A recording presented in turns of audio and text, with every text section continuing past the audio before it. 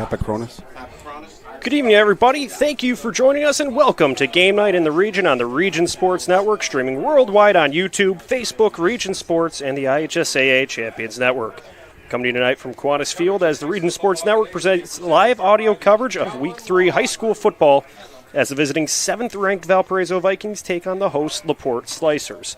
I'm Leo Stauderher. I'll have the play-by-play for tonight's action, and joining me with the color analysis is Doug Nelson. Good evening, Doug. As we flip the calendar to September, it's Week 3, and conference play is here, and we have a long-time rivalry between the LaPorte Slicers and the Valparaiso Vikings, two teams that met twice last season. Yeah, I think we've got a pretty even matchup of two teams trying to figure out what they are going to be this year.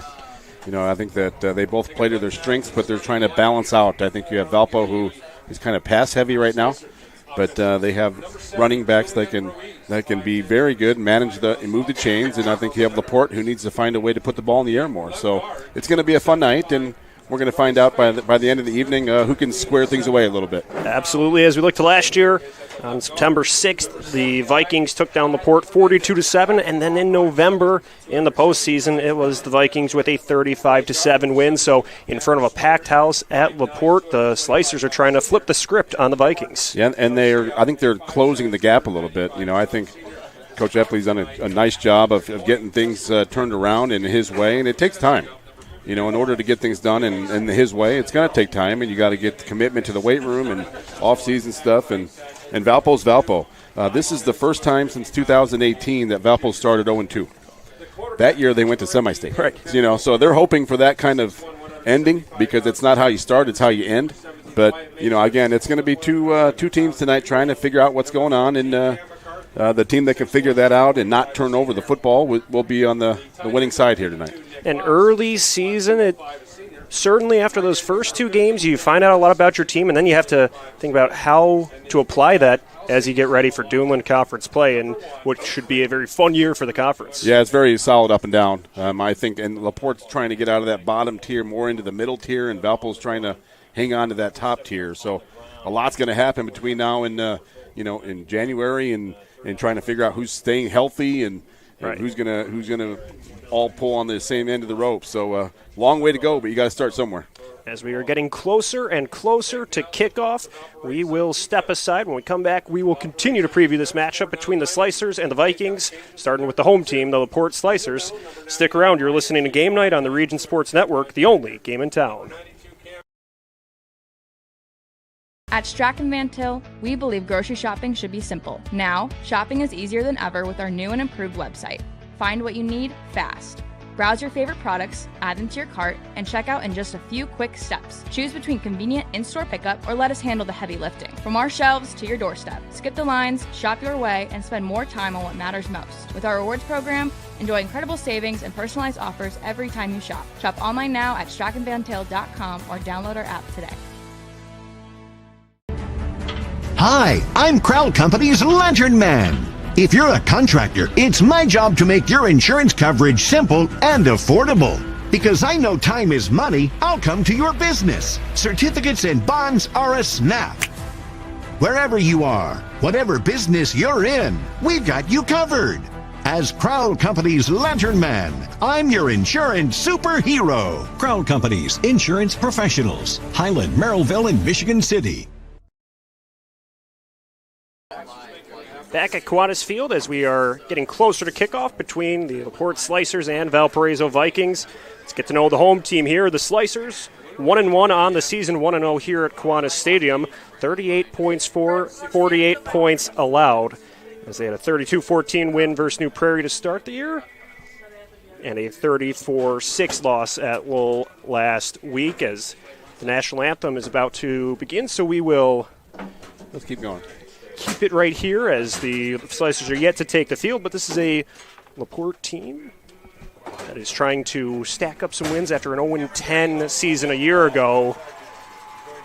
So they've picked up one in the win column this year. Now they're trying to string together some more after what was a rough year last year, but are building momentum this season. Right. Well, they went down, or they defeated the New Prairie team. That was a big win for them. Right. That's a good rivalry and a good off-season or good non-conference ball game. So, and then they played Lowell, and Lowell's a very good team. So, you know, again, it's interesting to see how coaches handle that or those preseason or pre-conference games, So, but they're getting better, and they were a little banged up last week, and we'll see how the defense, can bounce back here this week. And for the Slicers, their strength on offense is their run game through Reed Raymond, one of the top running backs in the area. If they can get the ball into his hands, he could try to carry this team a long way. Well, Reed Raymond in 2 games is 368 yards on the ground. Week 1, he was Indy Star Player of the Week. Had a great week 1, and I'm sure that what I was mentioning before pregame was I'm sure the Valpo defensive coordinators are keen on him, and they're going to make somebody else beat him here tonight. Raymond will look to drive the Slicers downfield defensively. This is a group led by 4-year starter Lucas Del Rio, so bringing some experience to that defensive side at the linebacker position. They will look to stop what expects to be a run-heavy look from the Vikings as well. Well, yeah, early on, Valpo, Kellen Hosick has thrown the ball 74 times in 2 games. So they're going to make them beat them on the ground. But Valpo's got Gage Finley, who's a senior running back, and I've been high on him since he was a sophomore. I'm really in his corner, and so again, the chess match is going to be interesting to see how it goes. Just getting closer to kickoff, the national anthem about to take place. So we will step aside. When we come back, we'll continue to preview this matchup with the Vikings of Valparaiso. You're listening to Game Night on the Region Sports Network, the only game in town.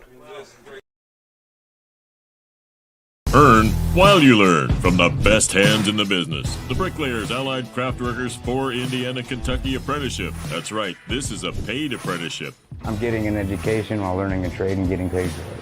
The thing that surprised me the most about this apprenticeship program is the respect I have received after the proper time and training. Classes start soon, so apply now. There are training centers throughout Indiana and Kentucky. We are the Bricklayers and Allied Craft Workers for Indiana, Kentucky Apprenticeship. The best hands in the business. Calling all current and future homeowners in the Northwest Indiana area. Whether you're buying or selling, Brent Wright is here to make your real estate journey smooth and successful. With years of experience, personalized service, and a deep knowledge of the market, Brent will help you find the perfect place or get the best deal for your property. Call today at 219-406-7195 and take the first step toward your real estate goals. Contact Brent Wright, the right way to buy and sell real estate. When it comes to your money, you deserve more than just numbers on a page. You deserve someone who sees the full picture. Meet Mark Machnick, one of Northwest Indiana's most trusted accounting professionals. Whether you're running a business, planning for retirement, or just trying to make sense of tax season, Mark Machnick, located in Highland, makes it simple, personal, and believe it or not, painless. Contact Mark and his team today at 219-595-5290. Mark Machnick, CPA. Some see a wrestling match. We see a 6-minute lesson in grit.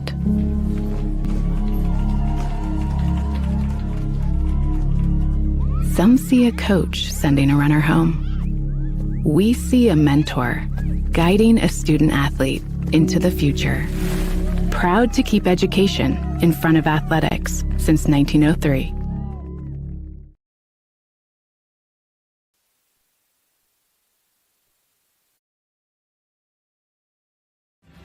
Thinking about what to do after high school?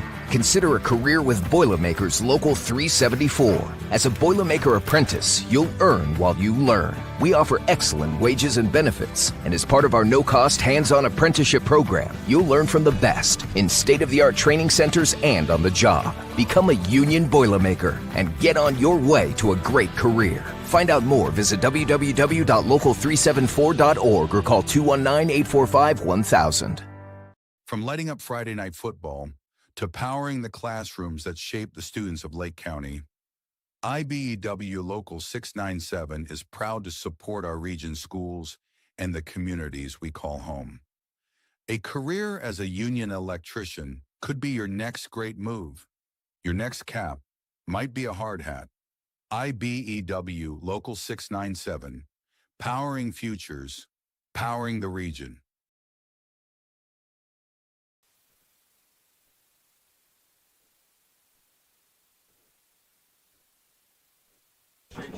Back at Qantas Field, Leo Stotterher, Doug Nelson previewing this matchup.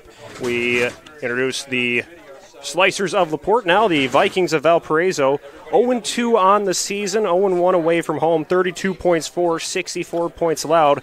They opened with a 21-13 loss versus Penn, and then traveled to Chicago and fell 43-19 to Brother Rice. So that 0-2 record can be a bit deceiving, as those are two very strong programs the Vikings faced, challenged themselves in the non-conference slate, and while 0-2, you certainly learn a lot about the program from games like that. Yeah, you have to, Coach Marshall's done a great job in his 8th year. He's 69-20. So the kids have to understand the process and trust the process, trust Coach Marshall, that he knows what he's doing. It takes time, and you develop, and you want to be playing your best football come playoff time. But, yeah, you just have to stay the course and trust that what you're doing is working, but you're playing against really good competition here in the Midwest. But between Brother Rice and Elburn, Illinois, and Penn, of course, the perennial power of Penn that everyone has to go through in 6A. So, yeah, trust the process, understand your stuff, understand your keys, understand your responsibilities, and take care of just that. Don't worry about anything else. Just trust what Coach is doing, and things will work out in the end. And those are the type of games where then when you have to face Merrillville, face Crown Point later in the year, you've already faced some tough opponents, and you're battle-tested. Absolutely. And, the cliche, iron sharpens iron, that's what pays off down the road. And in those games, sometimes the kids at youth, kids don't understand that. They just see the L and, man, I'm getting beat up here by a bigger, faster, stronger guy, but you figure that out, and then getting around a conference tournament and then or opponent, and things get a little easier. So, yeah. And as we get closer to kickoff, it is time for the Four Seasons forecast, brought to you by our friends at Economy Electric Heating and Cooling. Tonight's forecast in LaPorte, it is 61 degrees and cloudy here pregame. Temperatures will drop to the high 50s after sunset, around 7:15. There's no chance of rain. And as we look, there is some slight wind blowing to the east, but overall it is a great night for some early September football. Absolutely. Last weekend I was trying to get Kevin to start a campfire. We were getting some s'mores ready, and he just wouldn't follow through. That Kevin guy, you never know. And that's the Friday night forecast, brought to you by Economy Electric Heating and Cooling, keeping you cool in the summer and cozy in the winter. So we see the Vikings and Slicers meeting at midfield for the coin toss. Vikings with green helmets over white jerseys and green pants, green numbers on the jerseys with black sleeves, while the Slicers wearing orange helmets over black jerseys and black pants, white numbers to go with some orange striping along the sleeves as well. So the captains of each side talking with the referees, getting ready for the coin toss, and then we will find out which offense we will be seeing first this evening. The breeze is more prevalent than it looks. You know what I mean? This afternoon when I was outside, I was kind of thinking about it. That breeze is, so, what direction you go tonight might have an impact on what happens in this ballgame. We'll see Valparaiso won the coin toss. They will defer, which means LaPorte will receive the opening kick, and Valpo will return in the second half. So that means we are getting ready for a Quintel kickoff. This kickoff and all kickoffs are presented by Quintel Incorporated, handling jobs of all sizes throughout the country since 1994. That means we will see the offensive group of the LaPorte Slicers, led by Reed Raymond at running back and senior quarterback Aiden Pennzoil, who has thrown the ball just 20 times this season, but it is going to be the ground game that really sets the tone for the Slicers this evening. And I'm sure, again, Valpo knows that, and they're going to make Pennzoil beat him with his arm. Sorry for the sound like a WWE match going on back here, but yeah, Pennzoil's going to have to step up, and they're going to have to find ways to get him to get rid of the ball quickly. Trevor Faulkner will look to hammer the ball deep for the Vikings, while Joby Meyer and Dawson Shreve will return for the Slicers. Valpo will be kicking from left to right from our perspective. We're just about ready to start this one off. Week 3 football between the Vikings and the Slicers here at Kiwanis Field. Getting ready to go here.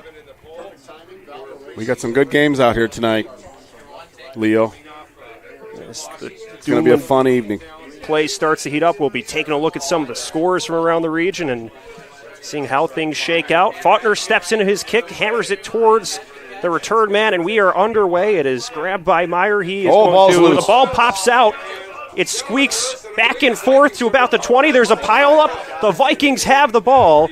So there's a fumble on the opening kickoff. So Valparaiso will take over deep in enemy territory inside the 20. Looked like number 19 from Valpo there, Eli McGee. So now we will shift our focus. The offense of the Vikings heads out on the field, led by Kellen Hosek at quarterback, the second-year starter, Gage Finley at running back, James Parisi, Chase Lovig, Mateo Machici, and Sam Bernard make up the receiver group.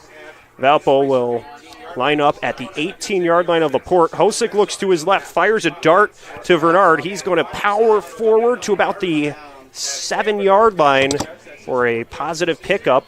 So the Vikings throwing the ball on first down. It will be enough for a Four Seasons first down, brought to you by our friends at Four Seasons Mechanical in Merrillville.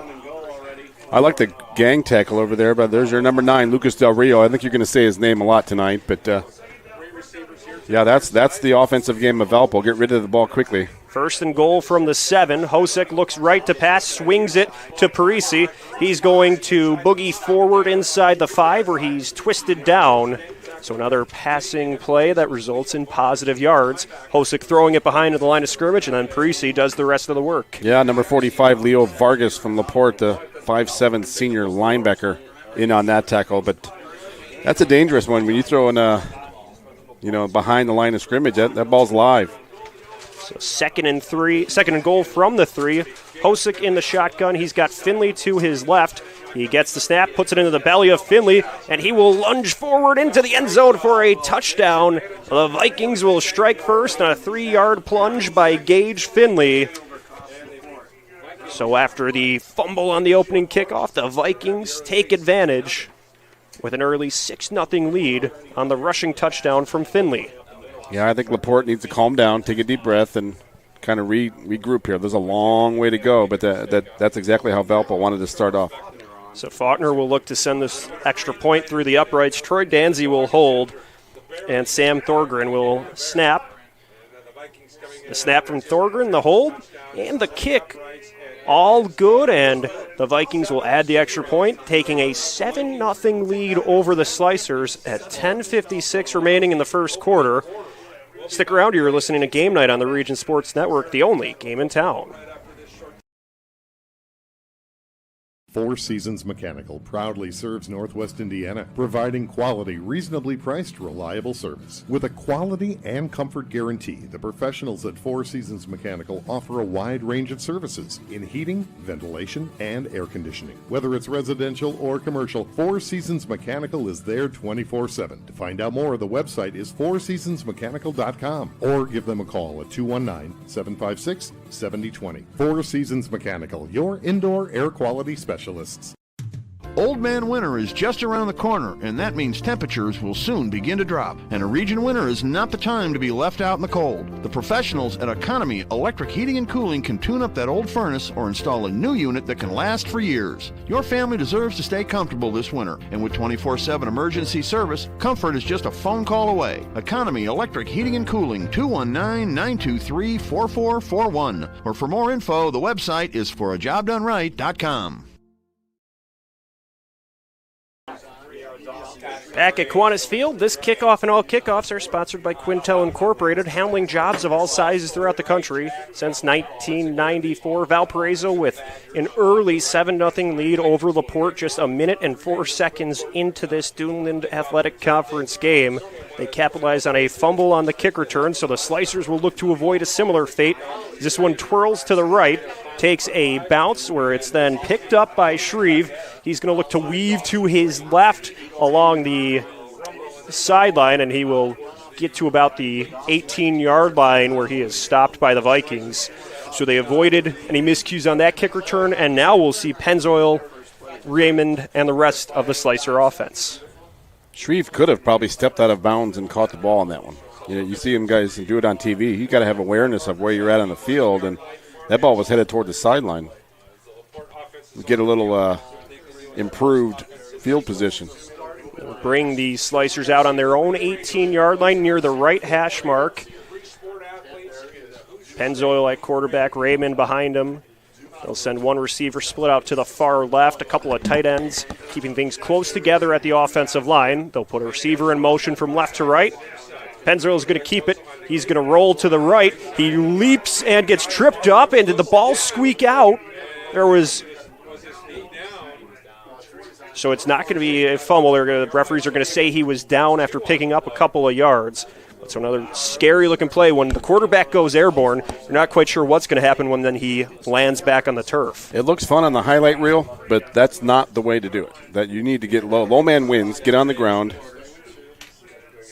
Take your medicine and live to see another day. So after breathing a sigh of relief, it's a 2-yard pickup for the Slicers. Pennzoil, 2nd and 8 from his own 20. Hands it off to Raymond. He's going to weave through the defense. He's got room. Gets tripped up at the 30. But Reed Raymond, on a last-ditch effort, gets tripped up at the 30. He had one man to beat, and he was off for pay dirt there. But it's a Four Seasons Mechanical first down. Yeah, that was number 31, Aiden Needles. 5'7" senior defensive back, or he'd still be running. Get your legs up. That would have been a touchdown. 13-yard pickup for Raymond. That moves the chains for the Slicers. They'll split two receivers out to the left. Pennzoil with Raymond to his left. He will hand it off to the senior running back. He will spin and look for a path, but the Vikings quickly swarm to him, halting him near the line of scrimmage. Yeah, big, again, another gang tackle with number 31, Aiden Needles, in on that one again, along with a lot of his buddies. But, Valpo's really going to key on him tonight, and they're going to make Pennzoil beat him with his arm. So 9:18 remaining, 2nd and 10 from the 33. The Slicers trying to answer after the early touchdown from the Vikings. Pennzoil looks to the sideline, then brings his troops to the line. Two receivers to his left, a pair of tight ends on the field as well. It's a passing look. Pennzoil floats one, and it is nearly intercepted. Well, he floated that one. That was Anwar Banks, 5'11" sophomore defensive back. Looked like a beach ball coming at him, right? That thing was just floating right at him. You dream about those. Banks was looking to track it near the turf, but it kind of just trapped as it bounced into his hands. So another scary play for the Slicers. He nearly had a fumble and an interception on this drive. What are we looking for at 3rd and 10 here from their own 33? I think you got to throw a safe pass or even a draw. You don't want to gamble too much. So Pennzoil in the shotgun, drops back to pass, scans his options. He's going to scramble out of the pocket to his right, throws one downfield, but it's broken up by the defensive back of the Vikings. It's Needles again getting a paw on that one before it gets to the receiver for an incompletion. Boy, he's everywhere so far, huh? Making plays for Valpo. He has been jumping out all over this defensive look. So the Slicers will bring out the punt team to try to send this one down, as the Vikings have a pair of punt returners. It'll be Lovig and Hosick back to return.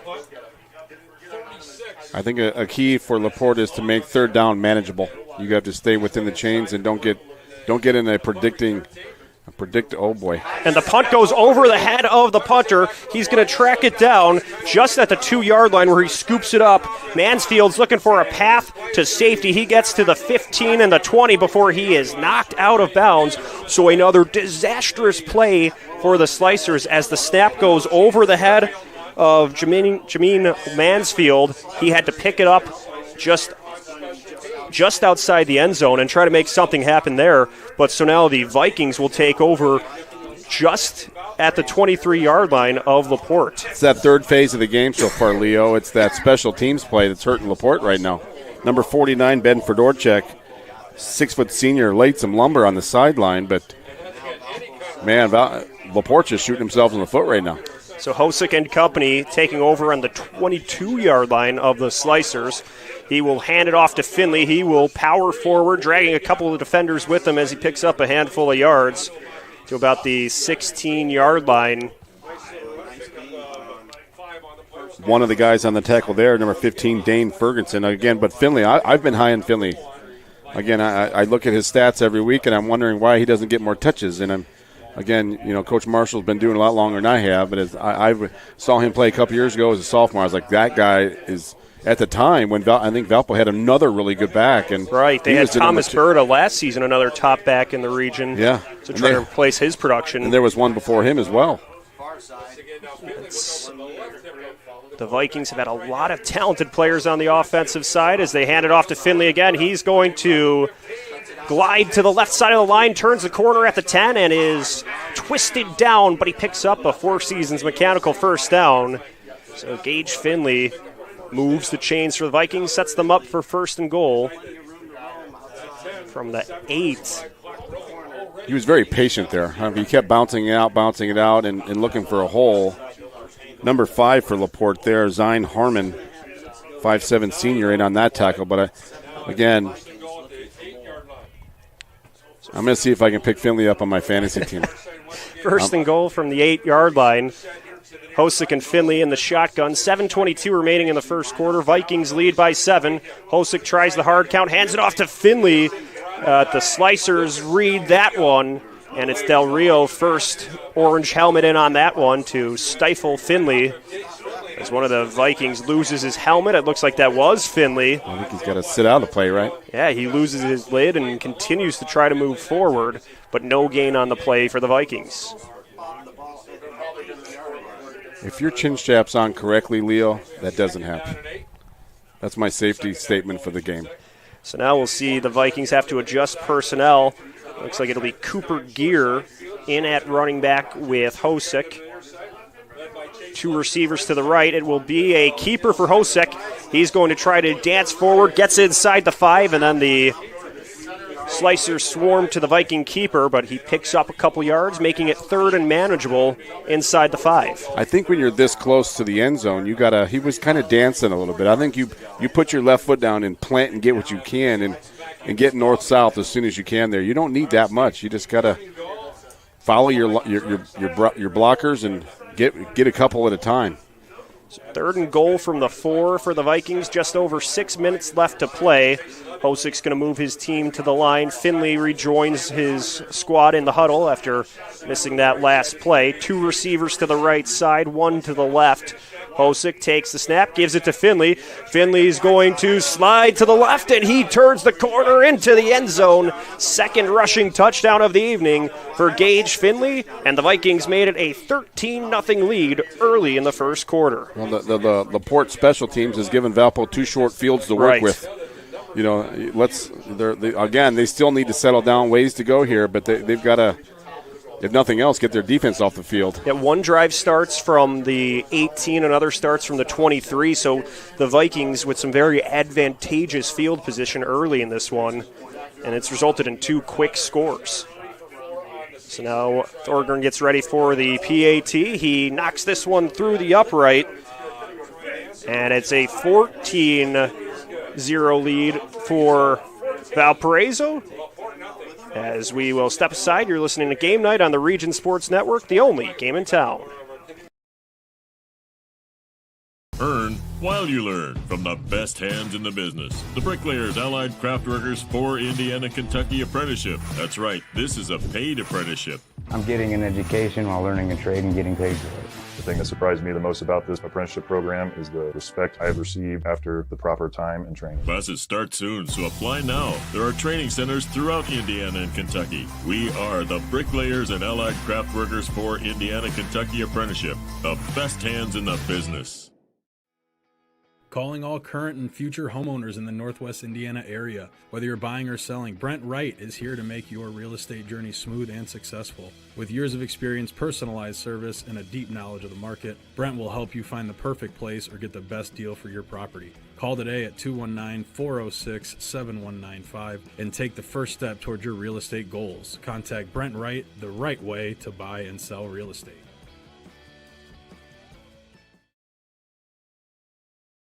.546 remaining in the first quarter as the Valparaiso Vikings lead the LaPorte Slicers 14-0. Trevor Faulkner gets ready for a Quintel kickoff. This kickoff and all kickoffs are sponsored by Quintel Incorporated. He sends it towards the right sideline where it is secured. And Thrive looks to work forward. He continues to keep the legs moving, breaks through a couple of tacklers, and is stopped at the 34-yard line for a long run on the return, setting up good field position for the Slicers. Yeah, I think LaPorte needs a drive here, if nothing else, just to flip the field a little bit, right, Leo? The short field they've been giving Valpo, and Valpo's just doing what they're supposed to do. They're just taking full advantage of it by putting points on the board. But LaPorte needs a drive here. So we'll see what the Slicers can do here on the far hash mark on their own 35-yard line.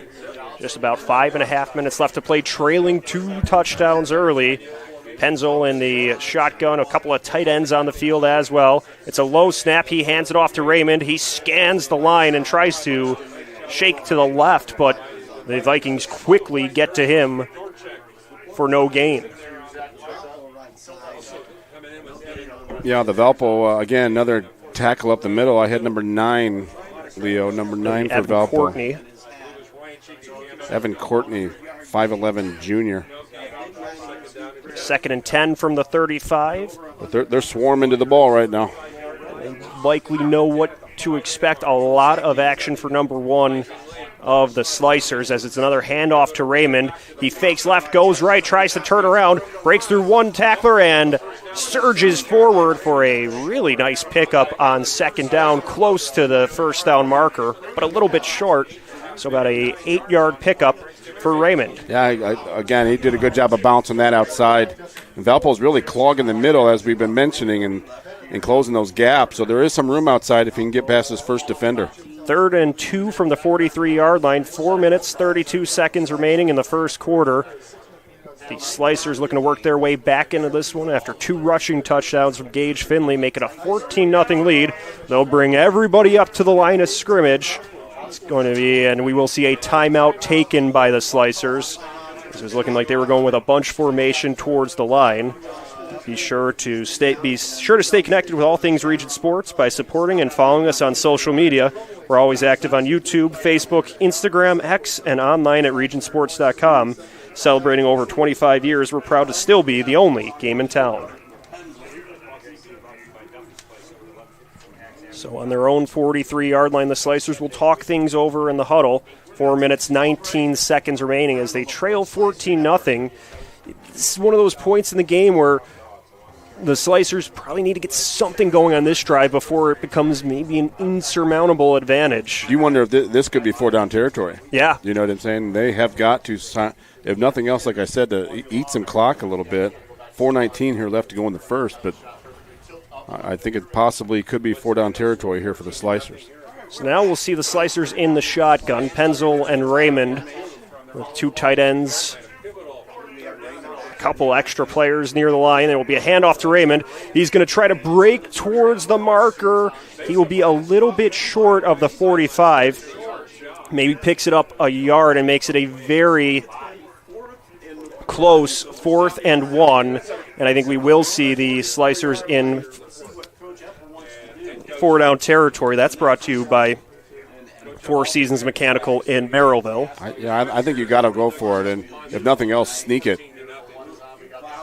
Penzel's a pretty good-sized quarterback, and just do a little tush-push or whatever you want to call it and get behind him and move that line.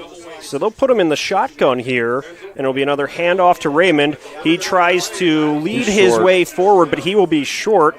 It was a tackle near the ankles by Evan Courtney. First man to the tackle there, so the Vikings get a big 4th down stop and will take over on the Slicers' 44-yard line with 3:33 remaining in the first quarter. The LaPorte staff think that's a 1st down. They got a bad spot. I mean, that's pretty close. I mean,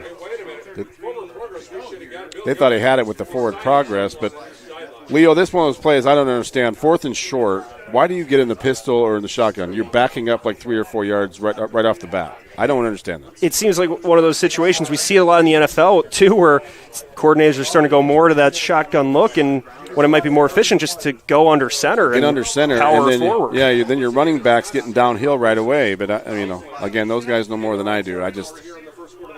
One of those head scratchers. 1st and 10 for the Vikings with 3.5 minutes. It's a swing pass to the right to Finley. He will try to scan through and picks up a couple of yards. The Slicers were quick to get to him near the line, but he picks up 2 on that swing pass. Yeah, number 45, Leo Vargas, with a little submarine tackle there, right? Went for the ankle tackle, but again, like you mentioned, if Valpo can put 7 on the board here, you're in a lot of trouble if you're LaPorte. It's all 3 possessions so far for the Vikings. They have taken over in LaPorte territory. This is the furthest they've had to go at the 42-yard line. 2nd and 8, and they will try the hard count to try to get someone to jump offside, but there is some laundry on the field.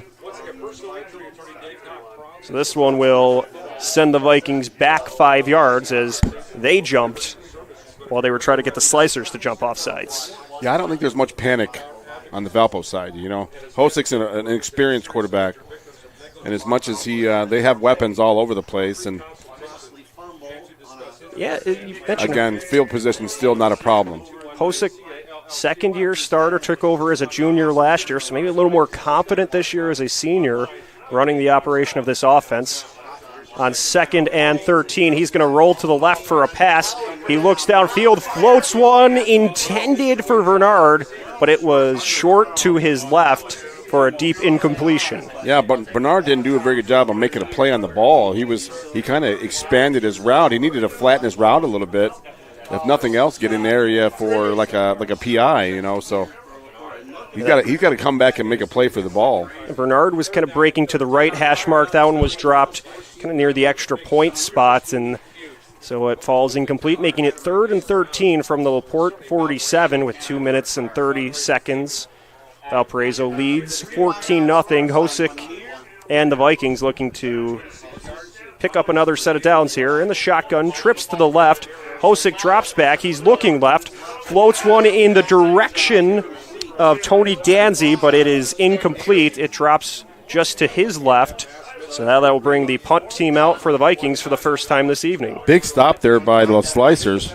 If nothing else, a little morale for the sidelines, so see if they could take advantage of it. And, again, just try to maintain a drive and move the sticks a couple times. Trevor Faulkner will punt. The ball's at the 47, 2:25 left to play. The Slicers will have 2 return men deep, just about inside the 15. That'll be Dawson Shreve and Joby Meyer.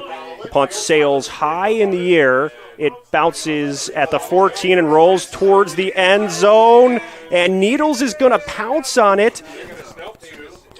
They will say he was in that orange end zone area, so it will be a touchback and bringing the LaPorte offense out for a new offensive stand. A little breath of fresh air there from the LaPorte sidelines.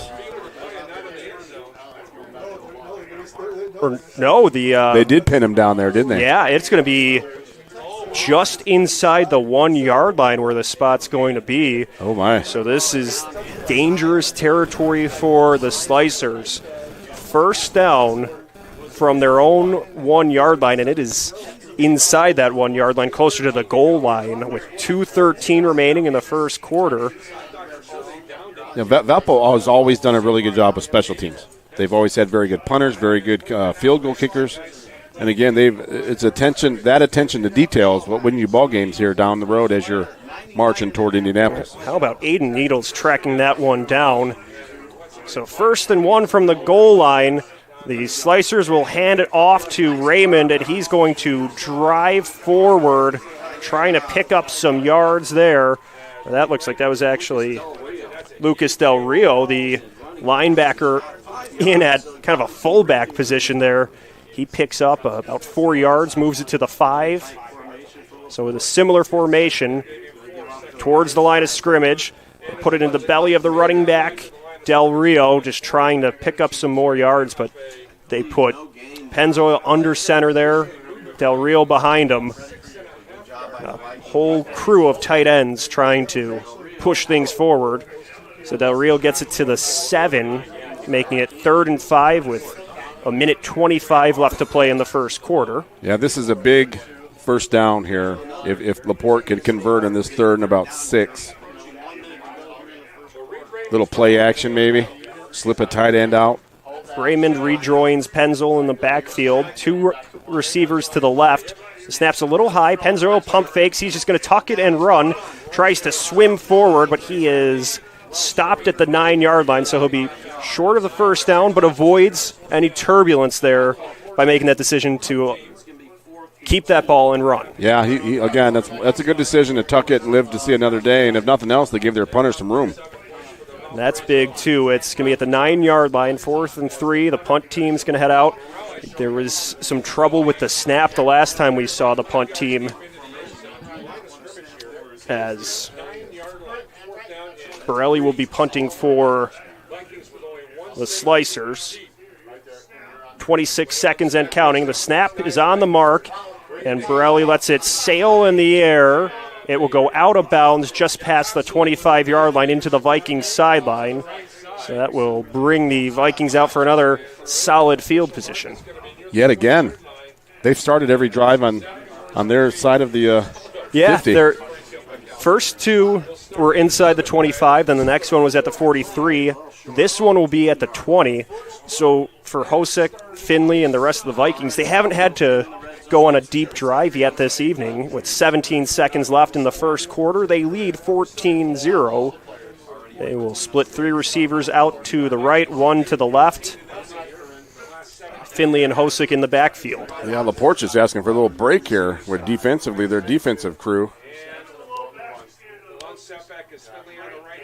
So Hosick, passing, looks right, fires a strike to the right, and that pinballs around off the hands of Chase Lovig, and then a LaPorte defensive back, Abram Lopez, nearly made a chance to dive and intercept it on the redirection, but it hits the turf. That's something I would like to see LaPorte do, is throw on first down. You know, change up the prediction of what's happening, because right now Valpo's just pinning their ears back. But, you know, I think Valpo's got, again, you got 12 and a half seconds here left to go in the first, and I think you have the playbook's wide open. You know, right. you can run. You got Finley, you got Hosick that can run it himself, and all kind of options here. 2nd and 10 from the 20, 12 and a half seconds left to play. This will be a handoff to Finley. He slips to the left side of the line. He's going to make a play for the end zone, and he will get into the end zone. But let's hold it right here. There was a flag thrown around the 9-yard line. Yeah, I believe that was a hold there by the receiver blocking. So that will likely take away the touchdown run from Finley, as he was able to sneak to the left side of the line, and it would have been a 20-yard run, but this one will send the Vikings in the opposite direction. It's going to hurt my Finley fantasy points. As this is now the second penalty we've seen on the Vikings that have gotten in the way of a couple of drives. So for the Slicers, you get a second chance here. For the Vikings, you want to make sure these penalties don't become a theme as we move closer to the second quarter. So 4.5 seconds remaining. We'll see where the ball is spotted here. It'll be on the 17. So it'll make it 2nd and 7 for the Vikings. This will likely be the last play of the first quarter. 1 receiver to the short side of the left side of the line, 3 out wide to the right. Hosick gives it to Finley again. He's going to boogie forward inside the 10, gets to the 8, where he is then stopped by the Slicers, and that will do it for the first quarter. Valparaiso leads over LaPorte 14-0, and they're driving inside the 10-yard line. When we come back, second quarter action. You're listening to Game Night on the Region Sports Network, the only game in town.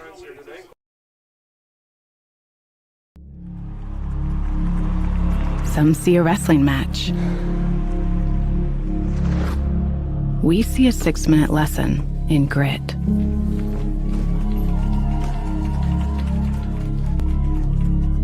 Some see a coach sending a runner home. We see a mentor guiding a student athlete into the future. Proud to keep education in front of athletics since 1903. When it comes to your money, you deserve more than just numbers on a page. You deserve someone who sees the full picture. Meet Mark Machnick, one of Northwest Indiana's most trusted accounting professionals.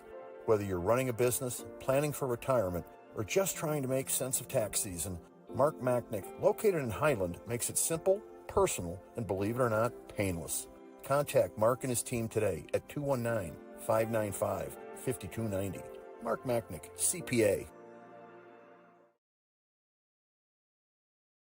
Second quarter about to begin. Valparaiso starts off on the 9-yard line of LaPorte. So we'll get ready for a scoreboard update. This scoreboard update is courtesy of your neighborhood Strachan Van Til Food Market. Strachan Van Til, your favorite Indiana-made grocery store. Hosick with Finley to his right, hands it off to Finley. He will roll to the left where he is then thrown out of bounds by Jermaine Kirkendall of the Slicers with a punishing hit on Finley. Stops him at the 2-yard line. Yeah, Leo, real quick, some scores. Lake Central's up 14-0 on Portage in the first. Chesterton's up 7-0 on Michigan City in the first. Lowell's up 14-0 on Griffith in the first. And Hobart is up 7-0 on Munster in the first. Thanks to the man, the multi-talented Michael Bradner in the studio for helping us out with those. So 2nd and 2 for the Vikings. They will creep towards the goal line here, trying to punch it in. Leading 14-0 with Hosick in the backfield. They will hand it off to the underclassman running back Gear, and he runs out of room as he tries to roll towards the goal line, but has nowhere to go as the Slicers are able to get to him. Yeah, number 34, Ethan Bear, sold out there. 5'10", junior, 190. Great tackle. So now we'll see the Vikings bring everybody to the line for the sneak. Hosick under center is pushed towards the end zone, and he will find pay dirt. Kellen Hosick powers it in to make it a 20-0 lead for the Vikings with 11:29 remaining in the second quarter. Yeah, if LaPorte continues to shoot themselves in the foot, it's going to be, like we've already mentioned, it's going to be a long night. So Hosick, as the Vikings took a page out of the Eagles playbook there, bringing everybody to the line and just pushing the quarterback. What do you think about that? Should that play be legal, Leo? They were talking about it last night. It seems that's a controversial one, as when done correctly, I understand the logic of it, but when teams just do it play after play to go downfield, I could see. But it's legal within the game, and by the way, the extra point goes through the uprights. My rebuttal is always find a way to stop it, and then teams will stop running it. Exactly. Look for something new, as we will keep it here awaiting this extra point. We mentioned the Strachan Van Til update. So follow all of tonight's Region football scores live on the Hometown Scoreboard, streaming on YouTube.com/Region Sports, Facebook.com/Region Sports, and RegionSports.com, courtesy of your neighborhood Strachan Van Til. Shop online for delivery or curbside pickup at StrachanVanTil.com. It's a reminder that after the game, or you can visit RegionSports.com, Facebook/Region Sports Nation, and Instagram and Region Sports Network YouTube for this week's Home Improvement Top 10 presented by Enigenberg Exteriors. You can find them in the web at ebergexteriors.com. This kickoff following the touchdown by Hosick is brought to you by Quintel Incorporated, handling jobs of all sizes throughout the country since 1994. I think we get a pretty solid, top 6. You know what I mean? Yeah. I think Maryville and Crown Point, of course, are good. I think Hobart's very good. I think Andrean's good. And after that, there's some teams that are kind of pushing to get to that next level. I think Griffith's good. I think Lowell's pretty good. Lowell's up on Griffith right now. So yeah, I think there's a lot of room to make up the rest of that top 10. Yeah. And the Vikings certainly a team trying to fight their way to stay in that top 10 and make up some ground as the kick by Faulkner bounces out of the end zone to the 3. It never made it to the end zone. So the Slicers thought it was going to be a touchback, but then a bounce puts it inside the 5 again. So now the Slicers will again take over inside their own 5-yard line, backed up in the shadow of their own end zone. That was like a perfect NFL kickoff with the changes that they have now, right, where they have to return in there. But, yeah, that again, special teams are just killing LaPorte here, and things couldn't go much worse than they have for LaPorte up till now with 11:20 here in the second. Yeah, LaPorte down 21-0, but there was a snap that went over the punters, had a fumble on the opening kickoff, and then a couple of kicks where the Vikings have been able to pin them deep in their own territory, so they take over on the 7, 1st and 10. Penzerl is going to roll right, lone man in the backfield. That's a keeper. It's Raymond in the Wildcat formation, but he is thrown down by Brody Wheeler of the Vikings. Yeah, LaPorte is so one-dimensional, right? Just look at where I know we're audio only, but for us to watch where the safeties are at for Valpo, they're daring them, just saying throw the ball, and they're putting all 11 guys in the box. And you mentioned you'd like to see a pass maybe on first down just to keep the defense honest. Just to mix it up, a tight end slip out or a play action, do something different. As we look going into this game, Pennzoil 8 for 20 on the season, passing 87 yards, when then Raymond 39 carries for 368 yards. So definitely run heavy through the first two games, and the Vikings have been expecting that. I mean, they're playing no safeties right now. Well, yeah, they're going to be in the Wildcat again. Raymond, in at quarterback, but there will be a timeout on the field, so both teams will talk things over. As it's a reminder that after the game we will be naming the Crowell Companies Lantern Man Superhero of the Game. Crowell Companies, proud to recognize the superheroes on the football field. Again, you have to find more than one way to move the football when you're playing the quality competition that they have on their schedule. You can check out the IBEW Local 697 electrifying plays from this week's football action. Visit regionsports.com, Facebook/Region Sports Nation, or on Instagram. The electrifying plays presented by IBEW Local 697, the electrical professionals. Hey, real quick, too, I meant to mention this. And congrats to Todd Evans and Jake Evans, they're on the Valpo coaching staff. They were the 2005 baseball 4A state champs last year. I believe it's 4A for baseball. But congrats to Coach Evans and the Vikings, and Caden Kroll moving on to play for the Fighting Irish. But it was a fun run this season for the Vikings. Got to call some of those games. As Raymond in the Wildcat at quarterback, he's going to try to take it forward, but he's only able to get a couple of yards as the Vikings quick to sniff that one out. A couple Strike Van Til scoreboard update. Thanks, Mike. Crown Point 7, Maryville 0 after 1, and Andrain is up on KV 7-0 there in the second quarter. Following a lot of those scores as things progress. 3rd and 8 for the Slicers from their own 9-yard line. Just about 10 minutes to go. They'll bring Pennzoil back onto the field. So their quarterback returns. Raymond will join him in the shotgun at running back. 2 receivers out to the left.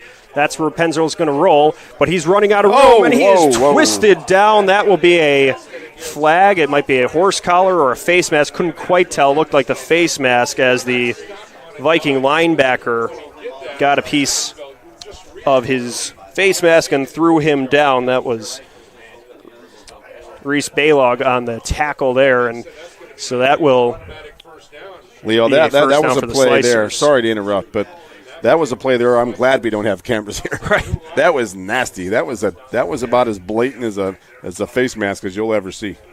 Yeah, the Vikings, not much you can do to argue that one, as that was a face mask and they brought him down, so that will give the Slicers a first down, a Four Seasons mechanical first down. This is just the second first down of the game for the Slicers, and not the way you draw it up, but hopefully now you can do a little bit better on this next set of downs. You see a face mask like that on a Sunday, you'll get a fine. Right. That was that bad of a face mask. So first down from the 24-yard line, 9:42 left to play. Pennzoil hands it off to Raymond. He's going to look to the right side of the line, but he is tripped up by Ben Fedorchak of the Vikings. Just got a piece of his shoe and was able to take him down. Fedorchak's one of those guys, again, just always around the ball. Always around the ball, making things happen. He's another one of those long-time starters on this Valpo defense, and they're looking to turn things around as they were a team that struggled to stop the run last year in those Crown Point and Maryville games, so they have a little something to prove this year. I really think the last couple of years that they fought the injury bug, the Valpo Vikings. And they battled through what they could, and they have a great defensive coordinator with Sam Bernardi and his staff. But yes, there's a screen to the left side of the line, but it is off the mark, past the receiver. He was looking for Fox, and it goes to his left and bounces out of bounds into the Vikings sideline. So the incompletion makes it 3rd and 9 with 9 minutes remaining in the second quarter. Again, I know we've talked about it, Leo, but I think you've got to take a shot down the field just to back those safeties up a little bit, just to give Reed a chance later on. Back the safeties up, just give them something to think about. 3rd and 9 for the Slicers at their own 24. trailing 21-0 against the Valparaiso team ranked 7th in our RSN rankings. Pennzoil takes a snap, rolls to the left, floats one in the air downfield. He's looking for Blash. He goes up but can't quite reel it in as he was under tight coverage by Banks. It's an incompletion, and it brings up 4th down. That's the shot we're looking for, but I think that should be a 2nd down play, right? I mean, again, you got a punt now, but I just like the fact that you keep the defense a little bit honest here. And so another look for the punt team from LaPorte, and they will look to avoid any of the problems they've had earlier in this one with the snap, as the Vikings will try to return it into LaPorte territory again. Borelli boots it up in the air past the midfield logo. It takes a roll continuing to go past the 30 to the 25, and it will eventually be downed at the 23-yard line. So this will be the deepest that the Vikings have started this evening on their own 23 with 8:41 remaining in the second quarter. Yeah, just to make Valpo traverse the entire field, right? I mean, they've had ridiculous field position. So, and again, if nothing else, to give that defense a break. So the Vikings take over. 1st and 10 from the 23. Kellen Hosick and the rest of the Valpo offense. Mentioned the baseball state championship team from Valpo. Hosick was one of the pitchers on that team, so takes some experience from that deep playoff run.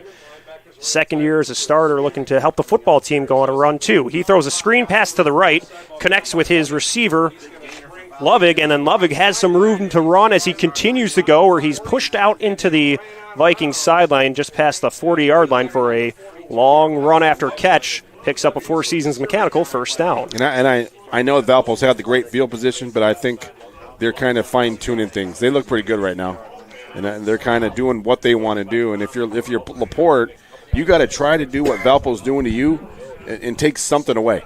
Either take the run game away or the pass game. But right now, Valpo's doing whatever they want to do. 1st and 10 for the Vikings from their own 42. 8:32 remaining after Lovig was knocked out of bounds on that screen pass. Hosick will hand it off to Gear, and Gear will drive forward and is swarmed at the line by the Slicers, maybe just able to pick up a yard. It looks like he actually gets a couple there. Real quick, I'm going to call out guys that never get the attention. The offensive line of Valpo, number 74, Wyatt Livingstone. 5'8", 265. I see those guys. I'm going to give those guys some love. I got the start. You got it. You run through it. You do that. Caleb Haslat at left tackle, Rigby Gora at left guard, Jake Lappy at center, Wyatt Livingstone at right guard, and Evan Campbell at right tackle. It's 2nd and 8 for the Vikings from their own 44. It's a handoff, or it's a keeper. Hosick fakes the handoff to Finley, but the Slicers rudely interrupt that option play in the backfield and drop Hosick for a loss. See, they were just waiting for me to compliment the offensive line before they blew him up. So, yeah. But, for the most part, they've kept Hosick's uniform pretty clean. So now the Vikings will have 3rd and 8 still from their 44. So Hosick was able at least to get back to the line there before being swarmed by the Slicers. So now they'll bring some extra receivers out there. I wonder if this is 4-down Terry for Valpo. Do you go for it? The way they've been playing today on offense, I could see it. Yeah, they put a receiver in motion from right to left. Hosick's looking right to pass. He winds up and throws it over his receiver, Danzy, but there's a flag thrown and a couple of flags thrown, one after the other. We will see what the call was, as I believe that was a defensive holding in the back there, maybe before the pass. But that was about where the receiver was making their break, and they just kind of grabbed him and messed up the timing. Yeah, as Danzy was trying to climb up and get to that pass, but it was just past him, and maybe there was some – it will be defensive holding, and so that will move the chains for the Vikings after the incompletion on 3rd down. But the flag helps them move up and get a new set of downs with 6:57 remaining in the second quarter. 21-0 lead for the Vikings, and they're trying to add to that here. At number 98 for LaPorte, Isaiah Armstrong, 5'9" junior, was giving Hosick some pressure. But you could see why now. Hosick was waiting for the break, and they were just kept holding. And that's one of those ones, sometimes if it's going to be a close call, just throw it in the receiver's direction and hope for a flag. Yeah. Hosick now lets one fly to the right side of the line, and a jumping catch by Sam Bernard is able to stay in bounds and picks up the first down, a Four Seasons Mechanical first down. So the Vikings continue to drive here. It's a beautiful timing play. That was one of those where they throw it before the receiver even breaks. That's one of those we practice all summer, right? Those are the reps that pay off. They do it for these Friday nights in September. 1st and 10 from the 34-yard line, 6 minutes, 35 seconds and counting. Vikings with a 21-point lead as Hosick brings the team to the line. They'll send 3 receivers out to the left, 1 to the right. Hosick scans his options, throws one to the left. It's just a little bit ahead of Parisi.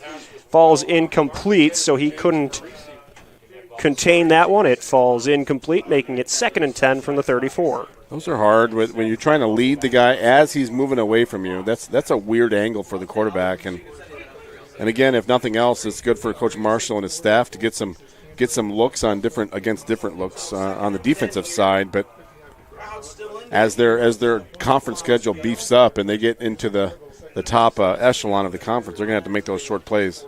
2 receivers to either side. They put him in motion. It will be a pop pass to Parisi as he's able to get to the line of scrimmage, pick up a couple of yards, and the Slicers will stop him at the 30.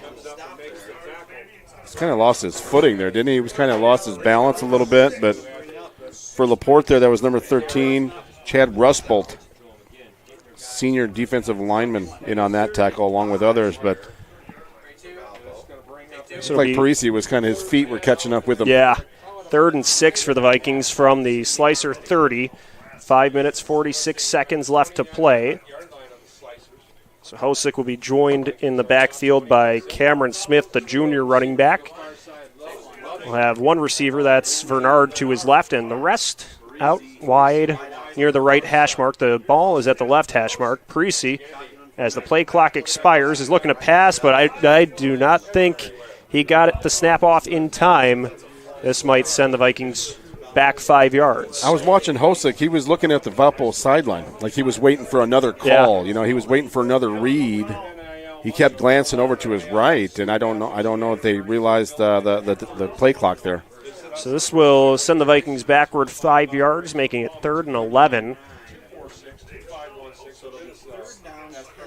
Another big 3rd down. Again, this might be a 2 plays to get the first down kind of thing, right? Yeah, the way they've been operating, I wouldn't be surprised. 5 minutes, 24 seconds left to play in the second quarter. Valparaiso with a 21-0 lead. It's a similar look. Bernard, the lone receiver to the left side. They'll put Parisi in motion from right to left now. He'll set up just behind Bernard. Hosick drops back to pass. He's looking to his left, floats one towards Bernard. He jumps up, cannot reel it in. He was defended on the play by Dawson Shreve. The ball sailed over the head of Bernard. There was a little bit of contact as the receiver was going up for the ball, but I think it might have been uncatchable anyway. Yeah. You know, I don't think it would have mattered. So now the Vikings will send Faulkner out there for the punt from the 34-yard line. Think about maybe if it weren't for that penalty, this would be 4 down territory, but right. 4th and 10, they're just going to see if he can pin him back. So Faulkner waits for the snap, steps into the punt, sails it in the air. It will take the first bounce and then roll through the back of the end zone for a touchback. Yeah, they can't be real happy with that punt. They could have directional punted that somewhere and try to get it inside the 20-yard line. Yeah, they didn't seem to have much of a chance to try to chase that one down and not at all pin the Slicers back. And at the conclusion of tonight's game, we'll name the Boilermakers Local 374 Blue Collar Player of the Game, brought to you by Boilermakers Local 374. Earn while you learn with Boilermakers Local 374. So now the offense of LaPorte will take over on their own 20-yard line. 5 minutes and 11 seconds to go. They find themselves trailing 21-0. Penzel in the backfield with Raymond joining him. Hands it off to Raymond. He will power forward to the left side of the line. Spins through one tackler. Continues to rumble forward where a couple of green helmets are eventually able to bring him down. He reminds me a lot of the Gavia kid from Chesterton because it's not usually the first guy that brings him down. Right. It's the second or third tackler that finally brings Reed down. But again, hey, good gain there on first down. First and a big 5-yard play. Stay manageable, right? To stay within the sticks and give your running game a chance. It makes it 2nd and 6 from the LaPorte 24-yard line. 4:37 left to play. Penzel with one receiver out to the left will hand it off to Raymond. He will slide forward and then falls forward and picks up some additional yards after that first contact, and it's enough for a Four Seasons Mechanical first down, brought to you by our friends at Four Seasons Mechanical in Merrillville. Big first down, move the chains, keep the clock rolling. They're trying to get something on the scoreboard here before the halftime. Yeah, so 4 minutes and change left to go here. The Slicers haven't really been able to drive it into Viking territory yet. They're at their own 31, but trying to get to the other side of that midfield logo. I still think a play action anything would be open. Yeah, the way they've been anticipating the run. Yep. It'll be a passing look. Penzo floats it downfield, in and out of the hands of Blash, incomplete. So it was a bit of a play action look. The throw downfield, Blash was well covered on that one, but almost was still able to hang on despite the contact. I think it went through his hands. Looked like a little bit of C.D. Lamb from last night. He had some drops, didn't he? Yeah, just a couple. Well, it makes it 2nd and 10 from the 31. 3:51 to go. Good coverage by the Viking defensive backs as there were a couple of players in the area. Well, he had the defense behind him, and I think he hit him right in the hands, in stride. Hit him in the worst spot, right in the numbers. Yeah.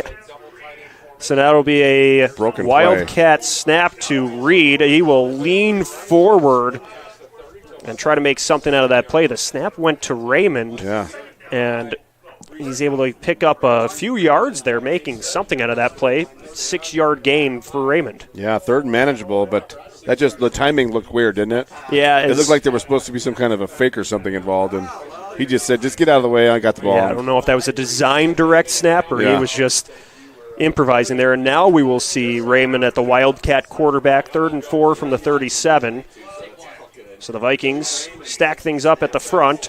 Raymond puts the left arm forward, drives with the right arm, and is able to twist and turn to the LaPorte sideline, picks up the first down, gets a new set of downs for the Slicers as they're trying to drive here after the Four Seasons Mechanical first down. Yeah, you could see the offensive linemen from the left side were really pulling, right? They're going heavy right, heavy left. Might as well do it, and if that's what's working, then do it. But the defensive front will pick up on that and follow those blockers. The backers will follow those guys as they come. Penzel back in at quarterback, 1st and 10 from the LaPorte 44-yard line. He fakes the handoff to Raymond, and he's going to take it himself. He gets tripped up but does a little twirl after and falls to midfield. Picks up a few yards there. The quarterback keeps it. There's been 2 or 3 of those plays, Leo, where if they just break one more tackle, they're off. They're off to the races, and it's that one more tackle that they're trying to get through right now. So 2nd and 6 from the LaPorte 48-yard line. 2 minutes, 21 seconds and counting left to play. One receiver to the near side. Penzel in the shotgun. Hands it off to Raymond. He scans his options, goes forward, is met by a pair of Vikings, and is stopped just at the 49. Looked like Sam Thorgren, one of the first Valparaiso defenders, in on that tackle. About 2 minutes left here before halftime, and they have 1 timeout left, I believe. So we'll see if they can move the ball, and eventually they're going to have to take a shot. Vikings lead 21-0. It's 3rd and 3 from Valparaiso's 49-yard line. Penzel and Raymond in the backfield. It'll be a handoff to Raymond. He looks right. He turns through, gets into the linebackers, goes airborne after connecting with Needles, and rolls forward on the somersault. Picks up the Four Seasons Mechanical first down and then some. And I believe he got out of bounds. I know the first down helps stop the clock, but getting out of bounds also. Not sure if that was an intentional hurdle or the contact with Needles sent him up into the air, but he went airborne and rolled forward to the sideline, and so picked up some yards after that contact, making it 1st and 10 from the 39-yard line. Penzel hands it off to Raymond. He will take it to the left side of the line, falls forward, It's right about to the 36. So the Slicers, with their longest sustained drive of the evening, finally move it into Valparaiso territory, but running out of time here with 1:16 remaining before halftime. Yeah, they found something here, but it's working. Like I said, they've got the guards and tackles pulling left and right. 2nd and 7 from the 36. Pennzoil's looking to pass. He throws a strike to the left, but it was off the mark. He was looking for his receiver, Mikelos, but it was over his right shoulder. Yeah, Valpo, number 44, Reese Bellog, was breathing down his throat and kind of maybe sped that up a little bit. So that stops the clock, though, with 1:02 remaining. Makes it 3rd and 7. Ball's at the 36. Pennzoil with Raymond to his right. Drops back to midfield for passing. He throws it. It's broken up by Needles. Needles and McGee, the two defensive backs of the Vikings, both get a hand on it. Then they run into each other. So that pass breakup brings up 4th down for the Slicers. I thought Needles did a great job of breaking for the football right there. Needles, the defensive back of the Vikings, someone whose name we've been saying a lot tonight, nearly had the interception there. There'll be an official's timeout as they're looking to sort something out here. It could be an equipment issue, something. I don't know what's going on. Yeah, They're going to reset the clock. As it stands now, there's 57.8 seconds remaining, making it 4th and 7. Ball's at the 36-yard line in Valparaiso territory. It will be Four Seasons Mechanical 4-down territory here as the Slicers keep their offense on the field. They try the hard count, trying to get the Vikings to jump.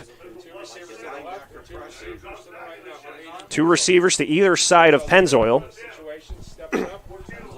Still look, they have no safeties back. They're bringing the house. And now somebody moves on the left side of the line. Right.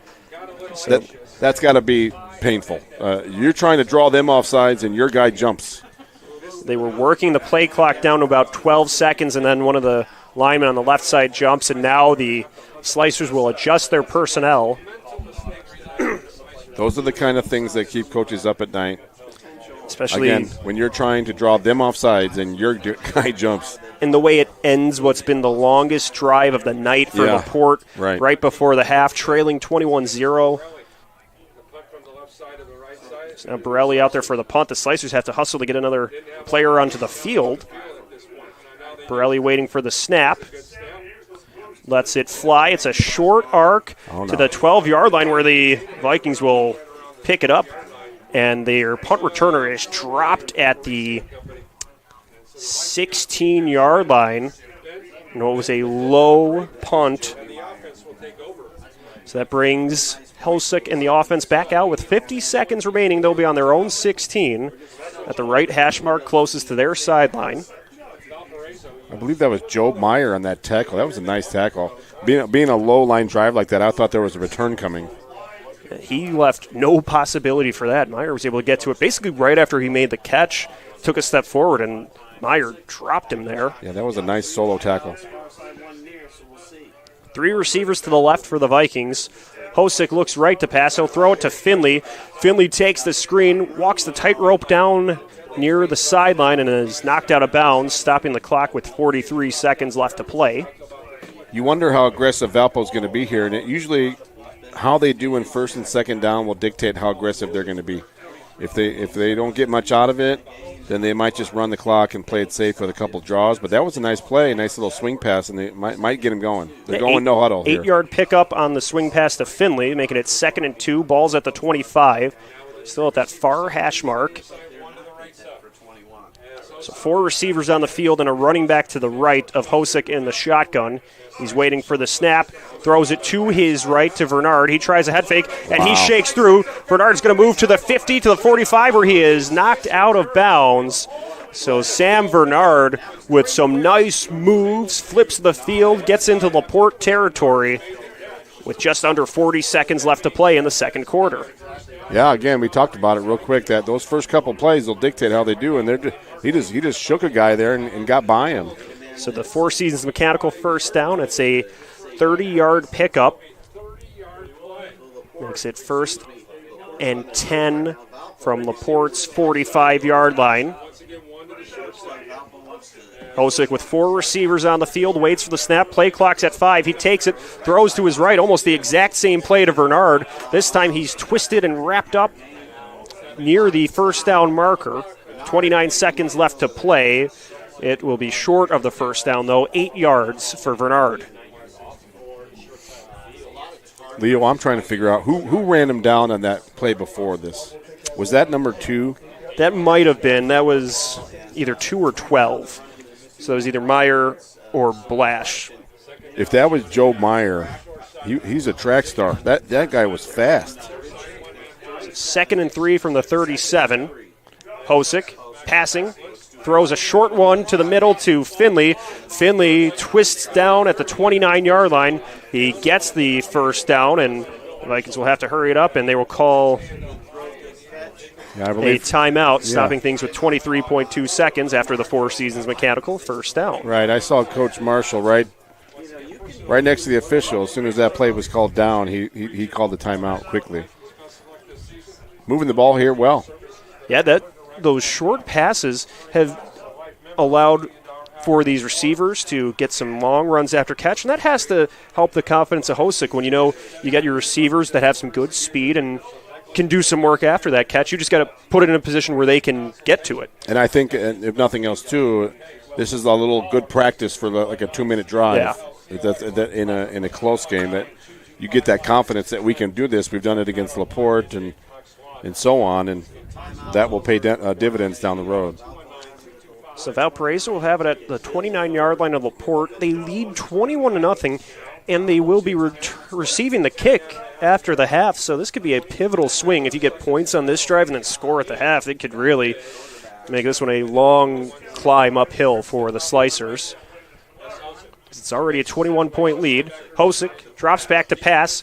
He has to avoid some pressure, rolls out to his right. He's flushed out of the pocket, throws it just as he was near the sideline, was looking for Lovig, but it was incomplete. Works the clock down to 16 seconds. Yeah, the LaPorte secondary is in man coverage, so their back is to Hosick. I think he had some room to turn the corner there. There wasn't too many LaPorte defenders between him and the first down marker because they were all chasing guys down in the end zone in man coverage. So I saw Coach Marshall kind of react after that, and maybe that might have been what it was about. So that incompletion makes it 2nd and 10. Ball is still at the 29 of LaPorte. Near the right hash mark, Hosick in the shotgun. He's got 3 receivers to his left. He will hand it off to Finley. Finley spins past one defender and is stopped. He picks up a handful of yards there, and we'll see another timeout taken by the Vikings. So a positive pickup on the run play. They make it 4th and short. See where the ball is officially spotted. I think it'll be at the 24. I think it's 3rd down, Leo. That is 3rd down. It said 4th down over here for a minute, I think. Stay with us after the game as we'll name the Proud Union Home Play of the Game presented by Ironworkers Local 395. Ironworkers Local 395. For more information on the apprenticeship program, check out ironworkers395.com. Does Valpo have a timeout left, Leo? Do you know? They have called 2. They have one more remaining. Left? Yes. So the playbook's open then? Yeah, you could run a quick play here. And you don't have to get out of bounds or anything. You get a first down, the clock will stop. You can get down quickly and get the field goal unit out there. So Hosick and the Vikings make their way back onto the field. It'll be 3rd and 5 from LaPorte's 24. 9.7 seconds left to play in the first half. 2 receivers will be to the left, 2 to the right. And next to Hosick in the backfield is Finley. Hosick waits for the snap. Goes to the right, but there is a couple of orange helmets in the backfield. He floats one towards the sideline. That's a holding. Bernard falls incomplete or out of bounds. Made the catch, but there was a flag in the backfield that will likely be holding against the Vikings. They might decline it, or they might take it and back him up. But Finley just grabbed the defender who was selling out on Hosick, and it's one of those things where it might look like a bad penalty, but you probably really saved Hosick from taking a shot there. Right, there's 4.6 seconds remaining. We will see them accept the penalty, so that will really back the Vikings up to see just what exactly the Vikings decide to do here. Yeah, I think that got them out of field goal range, most certainly. They were in field goal range.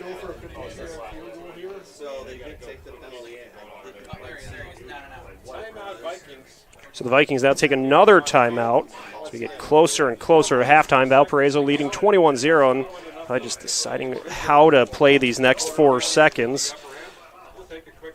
And a reminder that as soon as I can find the read, be sure to stay connected with all things Region Sports by supporting and following us on social media.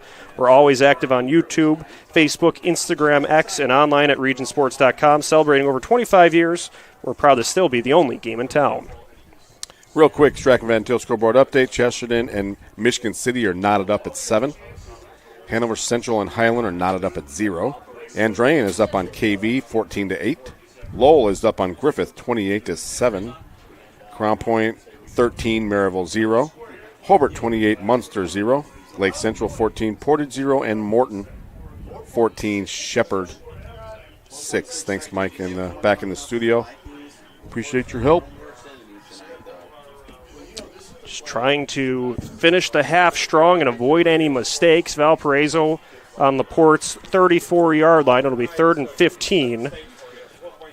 21-0 lead for the Vikings. Hosick is back in the shotgun.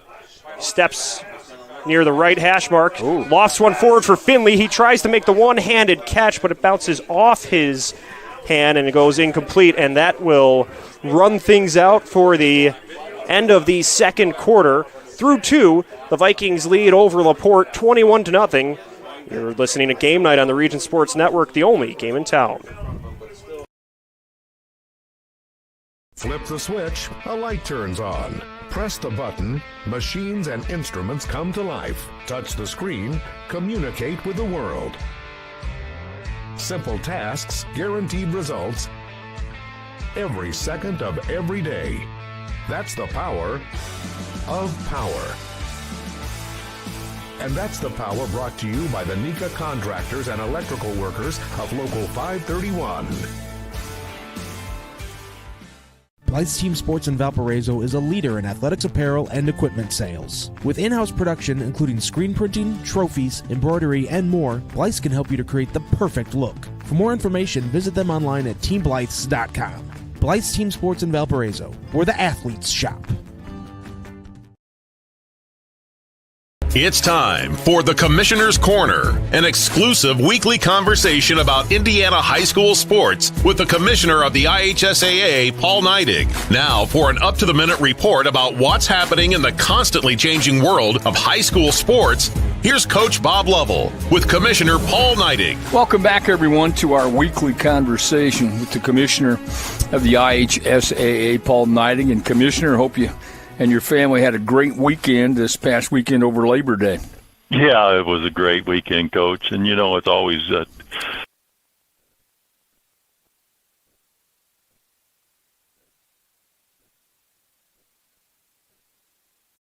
It's time for the Commissioner's Corner, an exclusive weekly conversation about Indiana high school sports with the Commissioner of the IHSAA, Paul Neidig. Now for an up-to-the-minute report about what's happening in the constantly changing world of high school sports, here's Coach Bob Lovell with Commissioner Paul Neidig. Welcome back, everyone, to our weekly conversation with the Commissioner of the IHSAA, Paul Neidig. And Commissioner, hope you and your family had a great weekend this past weekend over Labor Day. Yeah, it was a great weekend, Coach. And, you know, it's always a great time to hang out with family, and that's what we were able to do. You know, we've got some grandkids now and got to enjoy them, and, you know, and just really sit back and think about the time, where we're at in this great state. Certainly, Labor Day is a holiday to celebrate by many, and the people who work hard, and, you know, that goes for our coaches and everybody else that's in the school environment. They're out there working hard in an ever-changing environment to support the student athletes, and not only student athletes, but all students in this state. And so appreciative of the people who choose to do their work in the eye of the public. Sometimes it comes with unfair criticisms towards what they do. But my experience as educators always have a pure heart when it comes to wanting to help kids. And so certainly want to thank all of our folks who work with our student athletes. Well said. I think one of the things that doesn't change about the environment is that this time of year, there's a whole lot of great competition going on. And before we know it, girls golf will start the fall sports championship schedule on the 18th and 19th of September, which is right around the corner. Yeah, it is. It's hard to believe, but girls golf kicks off our championship season, and we're ready to go. Chris Kaufman here in the office oversees girls golf, and Chris does a phenomenal job. And, it seems like we talk about this every year, Coach, but it's always worth celebrating. There's just a level of talent that we have in this state. We've got people that, We've got students that are out there playing golf that'll become recreational golfers the rest of their life, but that's after a stop in the collegiate scene. And we have many girls that are out there going to be playing collegiately in the future in golf, and it's just such a great opportunity to celebrate them. And, Prairie View Golf Course right here in Carmel, Indiana is where we're going to celebrate the state championship. And, again, phenomenal course, phenomenal people to work with, and it's just they embody who we get to work with on an annual basis that helps us celebrate these student athletes in an appropriate way. Well, we're at week 3 in the high school football season as we anticipate that girls golf championship, and we've had tremendous weather. I'm sure that you should be credited with that. If we're going to blame you for things that go wrong, we might as well give you credit for having the weather being good. So thank you for all that. I hope you have another great weekend coming up, because parity in football, I think, kind of mirrors parity around the state in most of our sports. This is just starting off to be a tremendous athletic year. Yeah, it does, Coach, and we certainly appreciate the kudos on the weather. But as I've said before, I put a call into Mother Nature on Friday nights, and she, to this day, she still hadn't picked up my phone call. So, but anyway, it's great. But we've been fortunate that the heat left us to the oppressive humidity, and so we've been able to operate in relatively comfort as far as weather the last couple of weeks. And, this is shaping up to be one heck of a football year. I mean, we've got a lot of really talented teams, and any time that we have parity where, it's a highly competitive event, every time teams meet on the old gridiron, it's good for the sport. And, we want to continue to make sure that we support. And one thing we always know is the time-honored tradition of playing for your community is still important. And, we want to make sure that we always protect that opportunity to grow up in a community and represent your town or your school. And it's really a few short years, 4 years at the most. He's the commissioner of the IHSAA, Paul Neidig. This is our weekly conversations about all things pertaining to the IHSAA. Commissioner, as always, thank you so much for your time. Have a fantastic weekend. Thanks, Coach, and you have a great week. And tune in to Coach's show on Friday and Saturday night, because it's all things high school sports and more. Well, you're very kind. I appreciate the help. Thanks so much. Thanks for listening to The Commissioner's Corner with IHSAA Commissioner Paul Neidig and Coach Bob Lovell. And thank you for your continued support of the high schools in your community. Back at Kiwanis Field, after the second half, Valparaiso leads over LaPorte 21-0. Leo Staudaher and Doug Nelson. As we have 2 quarters in the books, the Vikings really were able to capitalize on some mishaps provided by LaPorte. Started their first 2 drives inside the 25 of the Slicers and did not fail to capitalize on those. Yeah, we look at the scoreboard, Leo, and it's 21-0. It could possibly be a lot worse. Right. So if you're LaPorte, you're in there saying, guys, it could be worse. We're still in this ball game. So they it is Valpo ball because they got to get a stop. They got to get a stop that first Valpo drive and keep slowing Valpo down a little bit, but. We got to clean up those special teams and take care of the football. So after a fumble on the opening kickoff and then a snap over the punter's head, Valpo had 2 very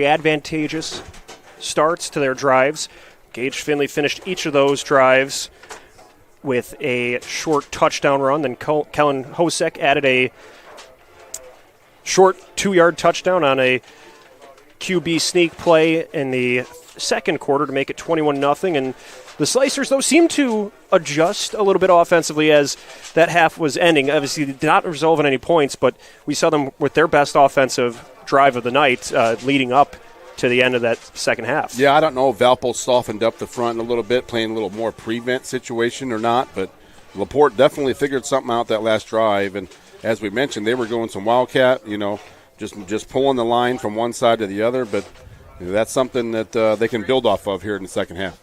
And for the Vikings, they nearly had a chance to make it a 28-0 lead, and then we've seen it a few times where the penalties have stifled some drives for the Vikings, where there was a holding there, maybe a necessary hold, but a face mask, a couple offsides.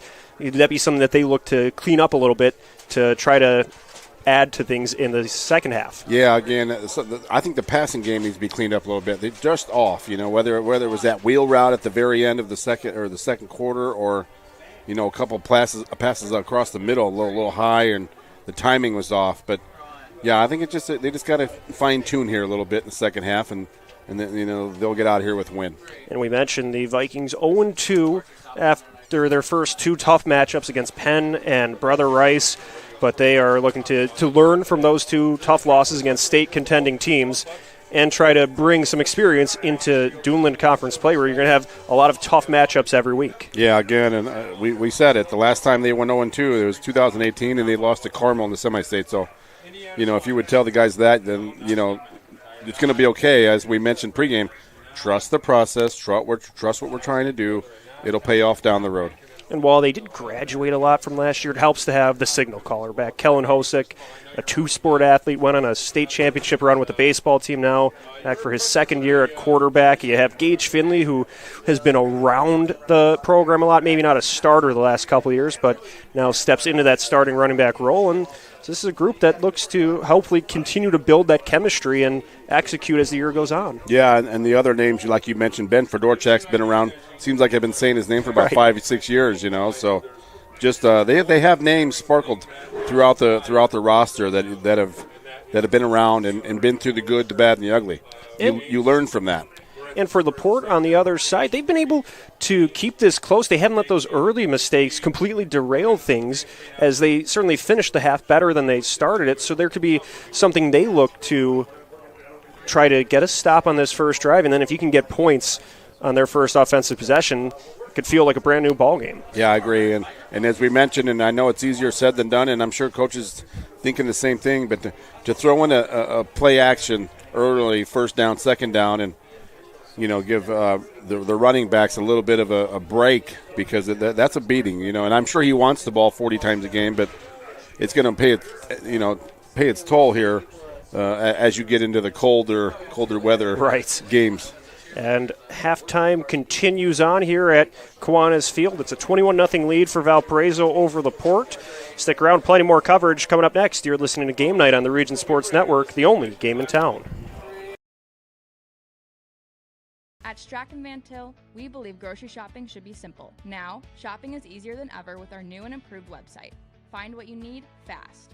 Browse your favorite products, add them to your cart, and check out in just a few quick steps. Choose between convenient in-store pickup or let us handle the heavy lifting. From our shelves to your doorstep. Skip the lines, shop your way, and spend more time on what matters most. With our rewards program, enjoy incredible savings and personalized offers every time you shop. Shop online now at strachanvantil.com or download our app today.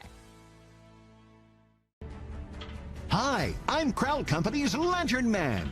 If you're a contractor, it's my job to make your insurance coverage simple and affordable. Because I know time is money, I'll come to your business. Certificates and bonds are a snap. Wherever you are, whatever business you're in, we've got you covered. As Crowd Company's Lantern Man, I'm your insurance superhero. Crowd Company's insurance professionals. Highland, Merrillville, and Michigan City. Thinking about what to do after high school? Consider a career with Boilermakers Local 374. As a Boilermaker apprentice, you'll earn while you learn. We offer excellent wages and benefits, and as part of our no-cost hands-on apprenticeship program, you'll learn from the best in state-of-the-art training centers and on the job. Become a union Boilermaker and get on your way to a great career. Find out more, visit www.local374.org or call 219-845-1000. From lighting up Friday night football to powering the classrooms that shape the students of Lake County, IBEW Local 697 is proud to support our region's schools and the communities we call home. A career as a union electrician could be your next great move. Your next cap might be a hard hat. IBEW Local 697, powering futures, powering the region. Four Seasons Mechanical proudly serves Northwest Indiana, providing quality, reasonably priced, reliable service. With a quality and comfort guarantee, the professionals at Four Seasons Mechanical offer a wide range of services in heating, ventilation, and air conditioning. Whether it's residential or commercial, Four Seasons Mechanical is there 24/7. To find out more, the website is fourseasonsmechanical.com or give them a call at 219-756-7020. Four Seasons Mechanical, your indoor air quality specialists. Old Man Winter is just around the corner, and that means temperatures will soon begin to drop. And a region winter is not the time to be left out in the cold. The professionals at Economy Electric Heating and Cooling can tune up that old furnace or install a new unit that can last for years. Your family deserves to stay comfortable this winter, and with 24/7 emergency service, comfort is just a phone call away. Economy Electric Heating and Cooling, 219-923-4441. Or for more info, the website is forajobdoneright.com.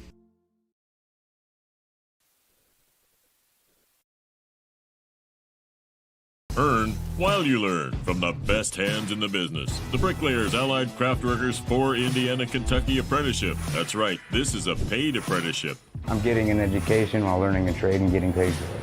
The thing that surprised me the most about this apprenticeship program is the respect I have received after the proper time and training. Classes start soon, so apply now. There are training centers throughout Indiana and Kentucky. We are the Bricklayers and Allied Craftworkers for Indiana, Kentucky Apprenticeship. The best hands in the business.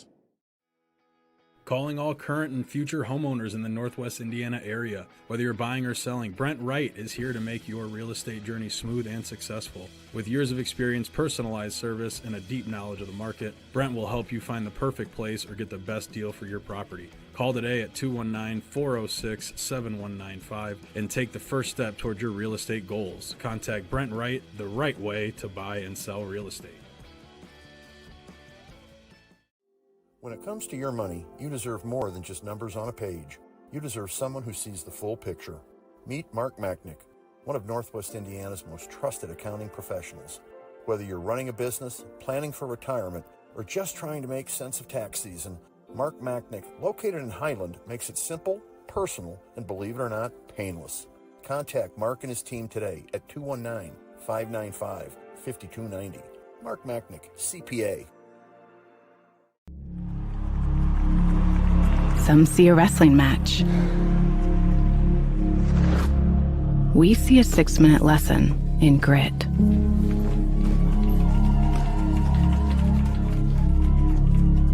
Some see a coach sending a runner home. We see a mentor guiding a student athlete into the future. Proud to keep education in front of athletics since 1903.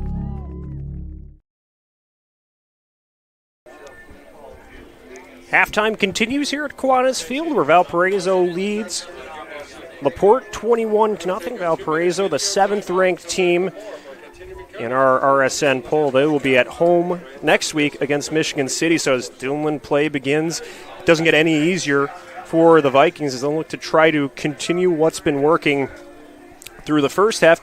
Doug, what are some of your keys for the Vikings as we get ready for the third quarter? Just clean it up a little bit. You know, keep that clock rolling. Use Finley, mix it up. They've used some other backs as well, some young backs. And I think that's one thing that good programs do. They keep the roster fresh and they use people so when it's their turn to step up, it's not an absolute surprise or shock, right? It's just next man up in a program that just keeps churning out, quality quality players. And for the Vikings, as kind of we see them this season, maybe a little bit of a new look with the approach where when they had Berta the year before or Davis 2 years ago, they had a real strong running game where you had multiple running backs. This year it seems like they're more willing to use that passing game. We looked at Hosick's number for these first 2 games, so that could be a work in progress as the season continues. And it's really, if you look at the passes that they're throwing, they're very safe routes. They're quick. The quarterback's getting rid of it quick. Whether it's on those wheel routes or little dump passes to Finley, but so they put him in position to succeed and not taking big time risks. Well, he doesn't have to today, up 21-0. But yeah, they're giving him chances and giving him safe chances. And then for the Slicers, 1-1 on the year, they will be going on the road to face Chesterton next week, trailing 21-0. What are you looking for from LaPorte's side to try to refine here in the third quarter? It's one play at a time, one stop at a time. Just to make it a basketball analogy, we talk about stop and a score. We got to get a stop and we got to get a score. I mean, you got to get one before you get 3. There's no 3-run home run in football. You got to just get one possession at a time, one stop at a time, clean it up, and give ourselves a chance. Also here at Kiwanis Field, it's military salute to service night, so there was a Black Hawk helicopter landed outside the stadium. It is now airborne, so that might be, if you're hearing something in the background, that is what's going on here is the players going back onto the field. A lot of them are looking up and taking a look at that. So, I thought Leo was jumping under the table. So if you hear his mic messed up, that's why it was Leo.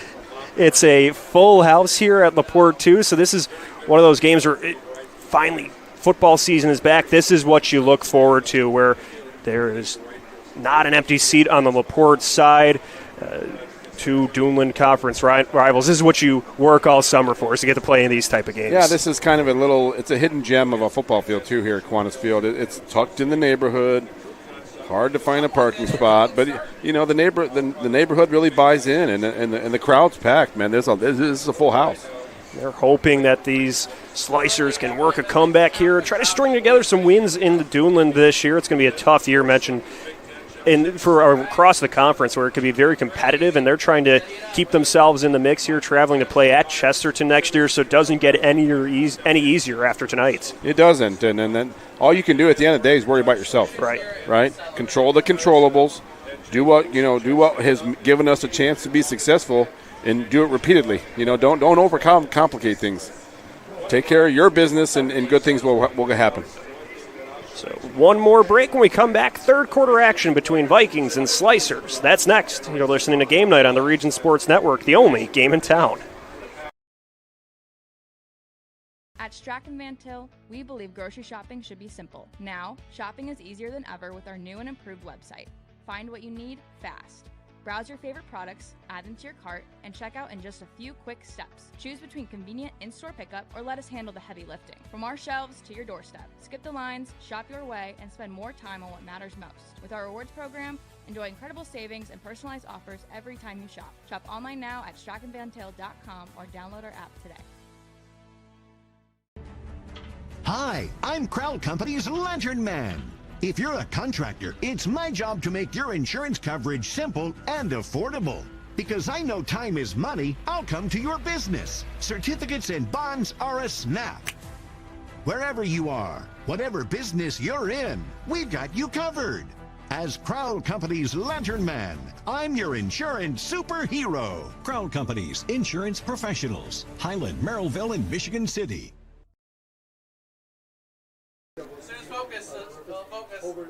At Kiwanis Field, Leo Staudaher, Doug Nelson for this matchup between 2 conference opponents in LaPorte Slicers, Valparaiso Vikings.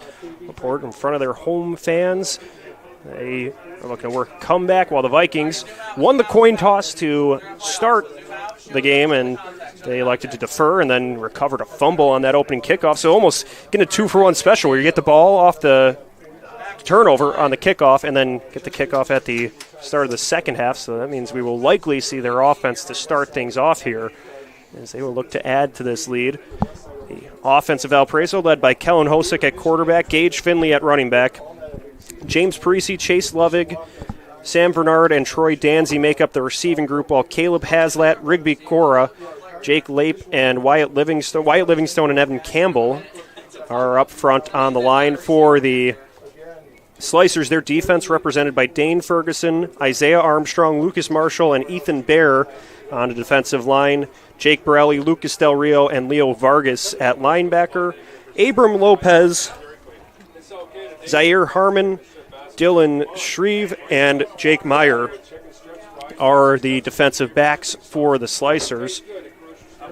So these teams will be looking to play a controllable second half, and in what was a 21-0 start to this game, it certainly felt a little bit closer in the second half as the Slicers started to get together after those early miscues. Man, they had terrible field position throughout the first quarter and much into the second. So when they finally had a decent start and had a chance to stay within their playbook, and not with the shadow of the goalposts up your back, I mean, they moved the football and they didn't shoot themselves in the foot, and they were progressively improving, but that just the clock was against them there at the end of the second quarter. And for the Vikings, those 3 scoring drives, they started on the 18 of LaPorte, the 23 of LaPorte, and then the 43 of LaPorte. So all 3 scoring drives, they were in enemy territory to begin. So certainly controlling the field position battle will be something that the Slicers look to work on here. Yeah, just clean it up and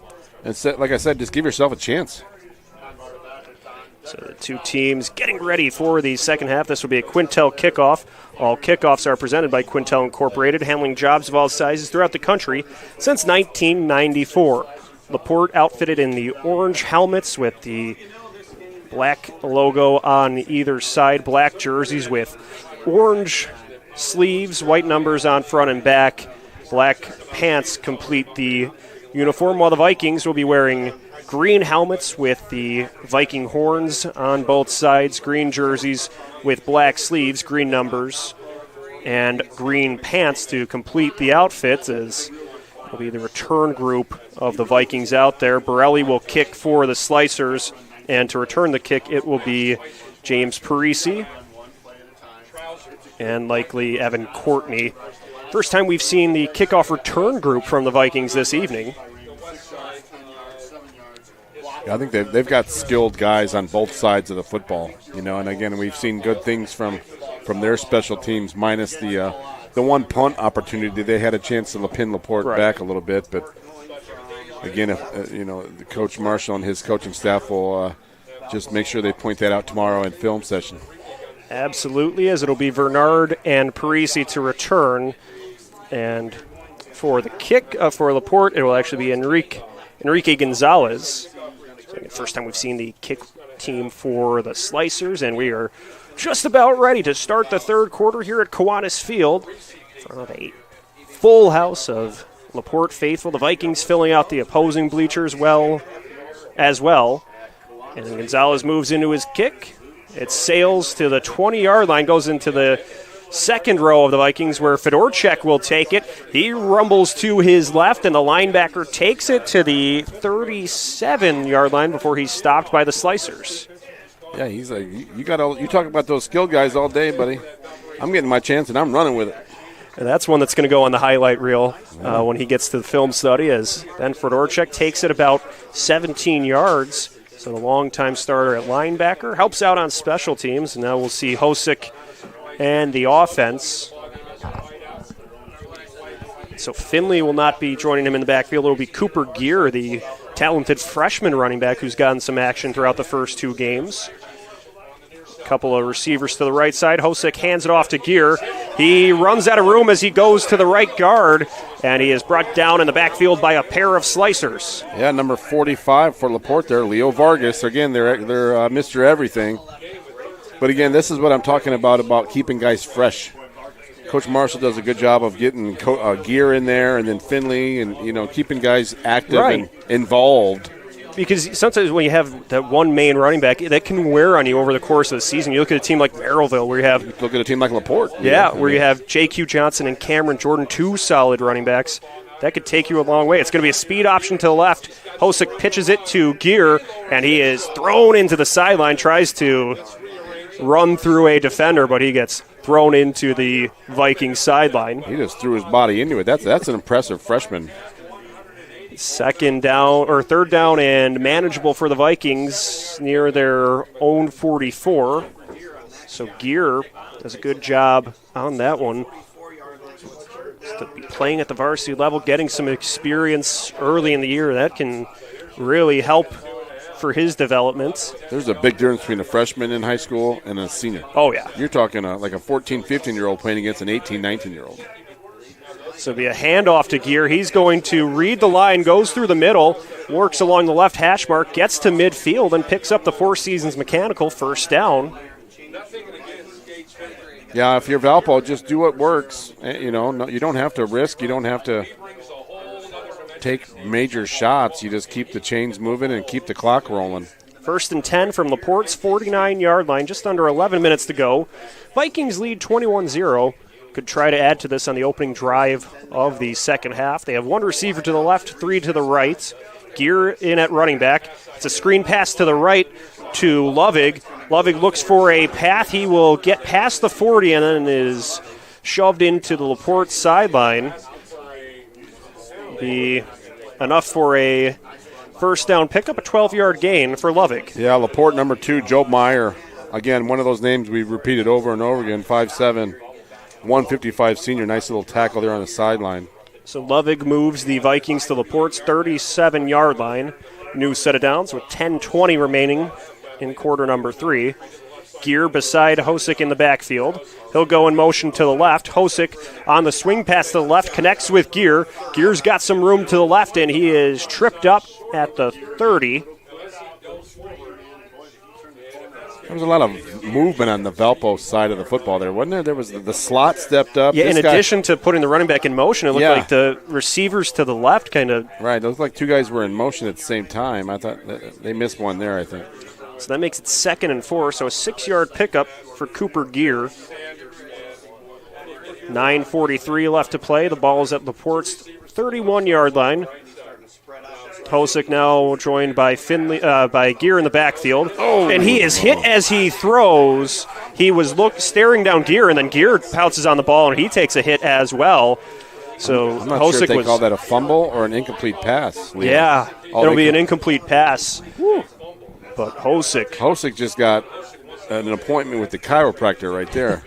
He was looking right to pass, and then it was that defensive end from his blind side comes and really hammers him there. And that's the play the defensive end dreams about. Just hold it, hold it, hold it, hold it.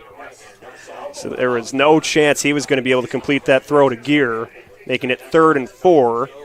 Clock stops at 9:31. Empty backfield here. Yeah, Hosick lone man in the backfield, a tight end to his right, and then 2 receivers to either side. It's a pop pass to Gear. Gear moves to the right side of the line and then is stopped at the right hash mark right around the 25. So a physical run from Gear picks up 6. And he does get the first down. Yeah, he does not run like a freshman, does he, Leo?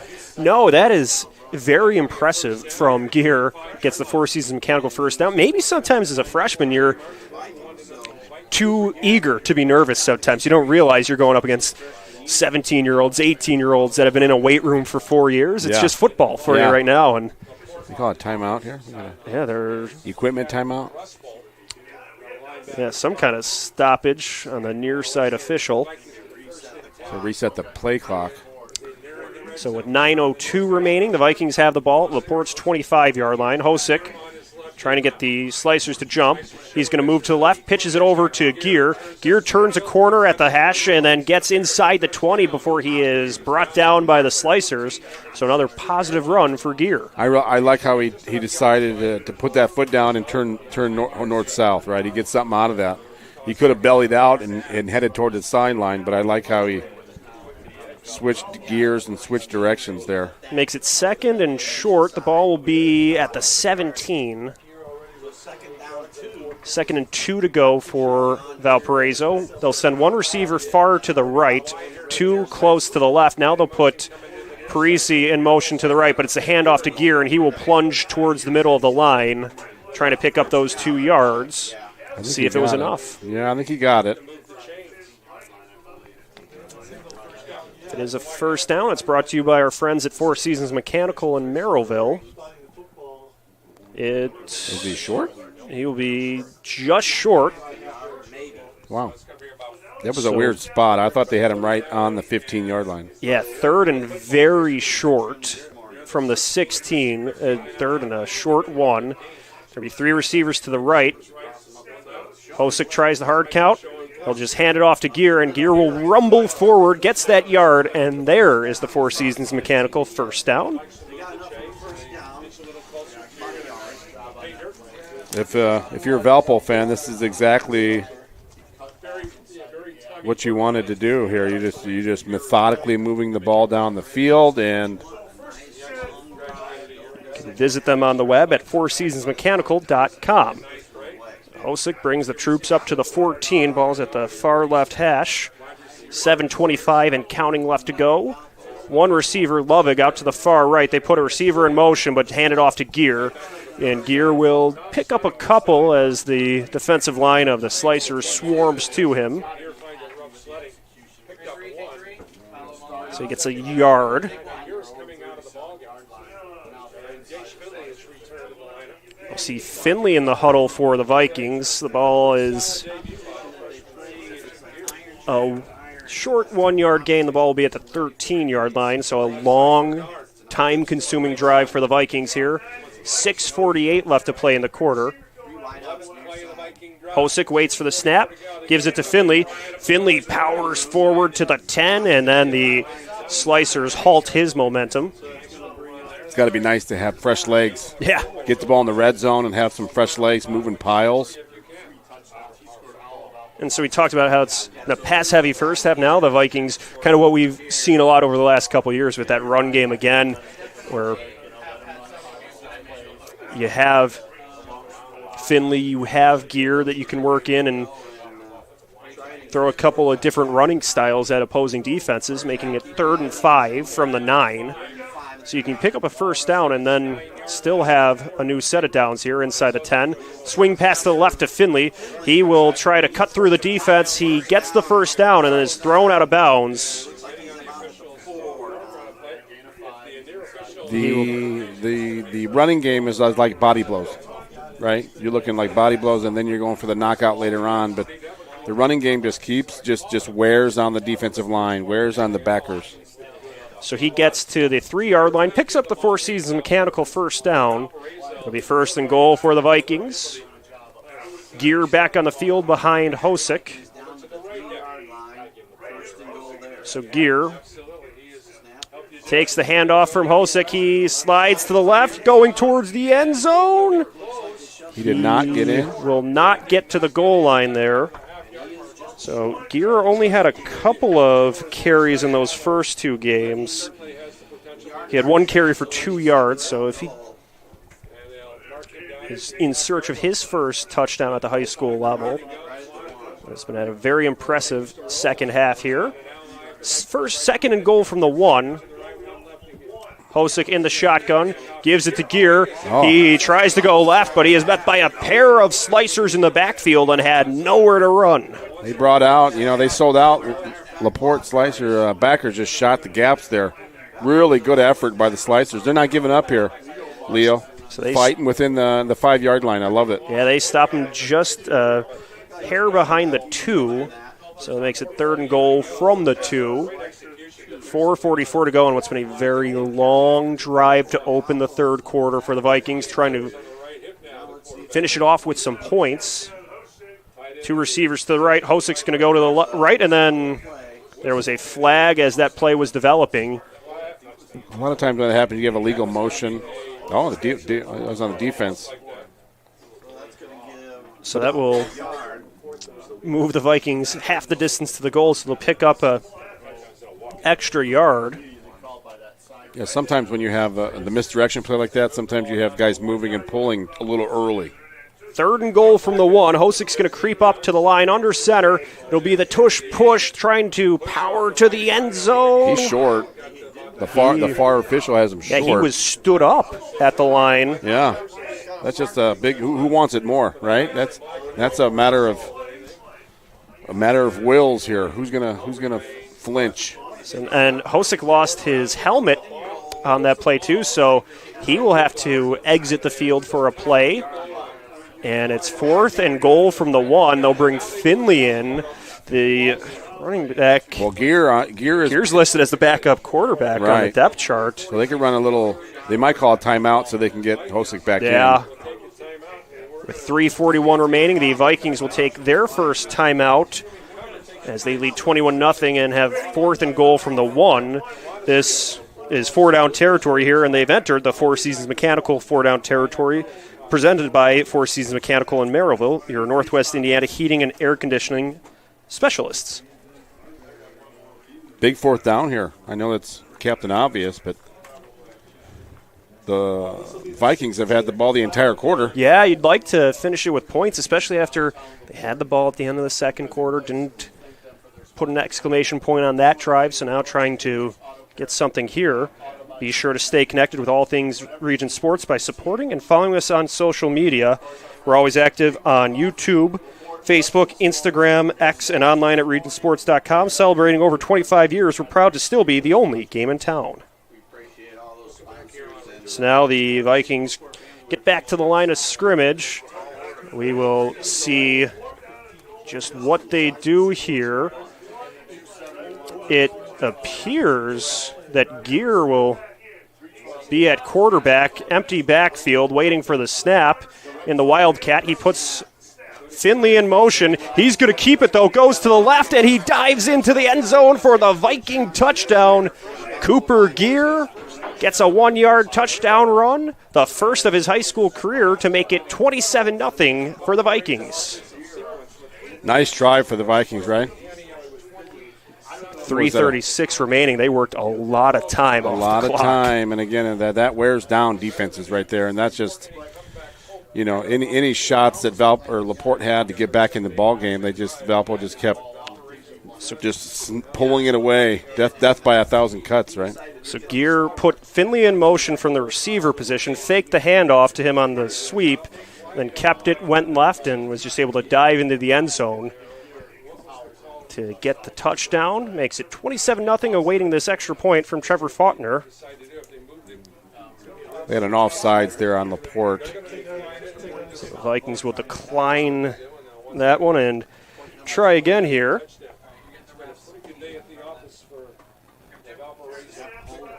The kick from Faulkner twirls through the uprights. It is good to make it a 28-0 lead for the Vikings with 3:36 remaining. You're listening to Game Night on the Region Sports Network, the only game in town. Thinking about what to do after high school? Consider a career with Boilermakers Local 374. As a Boilermaker apprentice, you'll earn while you learn. We offer excellent wages and benefits, and as part of our no-cost hands-on apprenticeship program, you'll learn from the best in state-of-the-art training centers and on the job. Become a union Boilermaker and get on your way to a great career. Find out more, visit www.local374.org or call 219-845-1000. From lighting up Friday night football to powering the classrooms that shape the students of Lake County, IBEW Local 697 is proud to support our region's schools and the communities we call home. A career as a union electrician could be your next great move. Your next cap might be a hard hat. IBEW Local 697, powering futures, powering the region. After Cooper Gear secures the 4th rushing touchdown of the day for the Vikings, they lead 28-0 with 3:36 remaining in the third quarter. After just over an 8-minute drive to open things off, we get ready for a Quintel kickoff. This kickoff and all kickoffs are presented by Quintel Incorporated, handling jobs of all sizes throughout the country since 1994.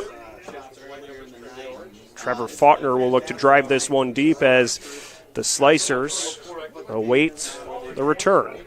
Faulkner runs into it.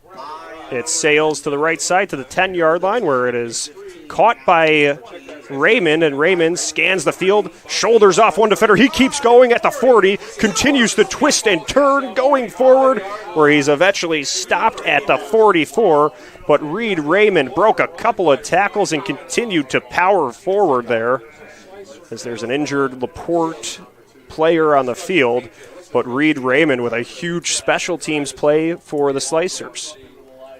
Well, that was like the prototypical Reed Raymond run right there, wasn't it? Just bouncing off guys. That's like a old 1970s NFL back. Gritty, physical, just spinning and not being stopped.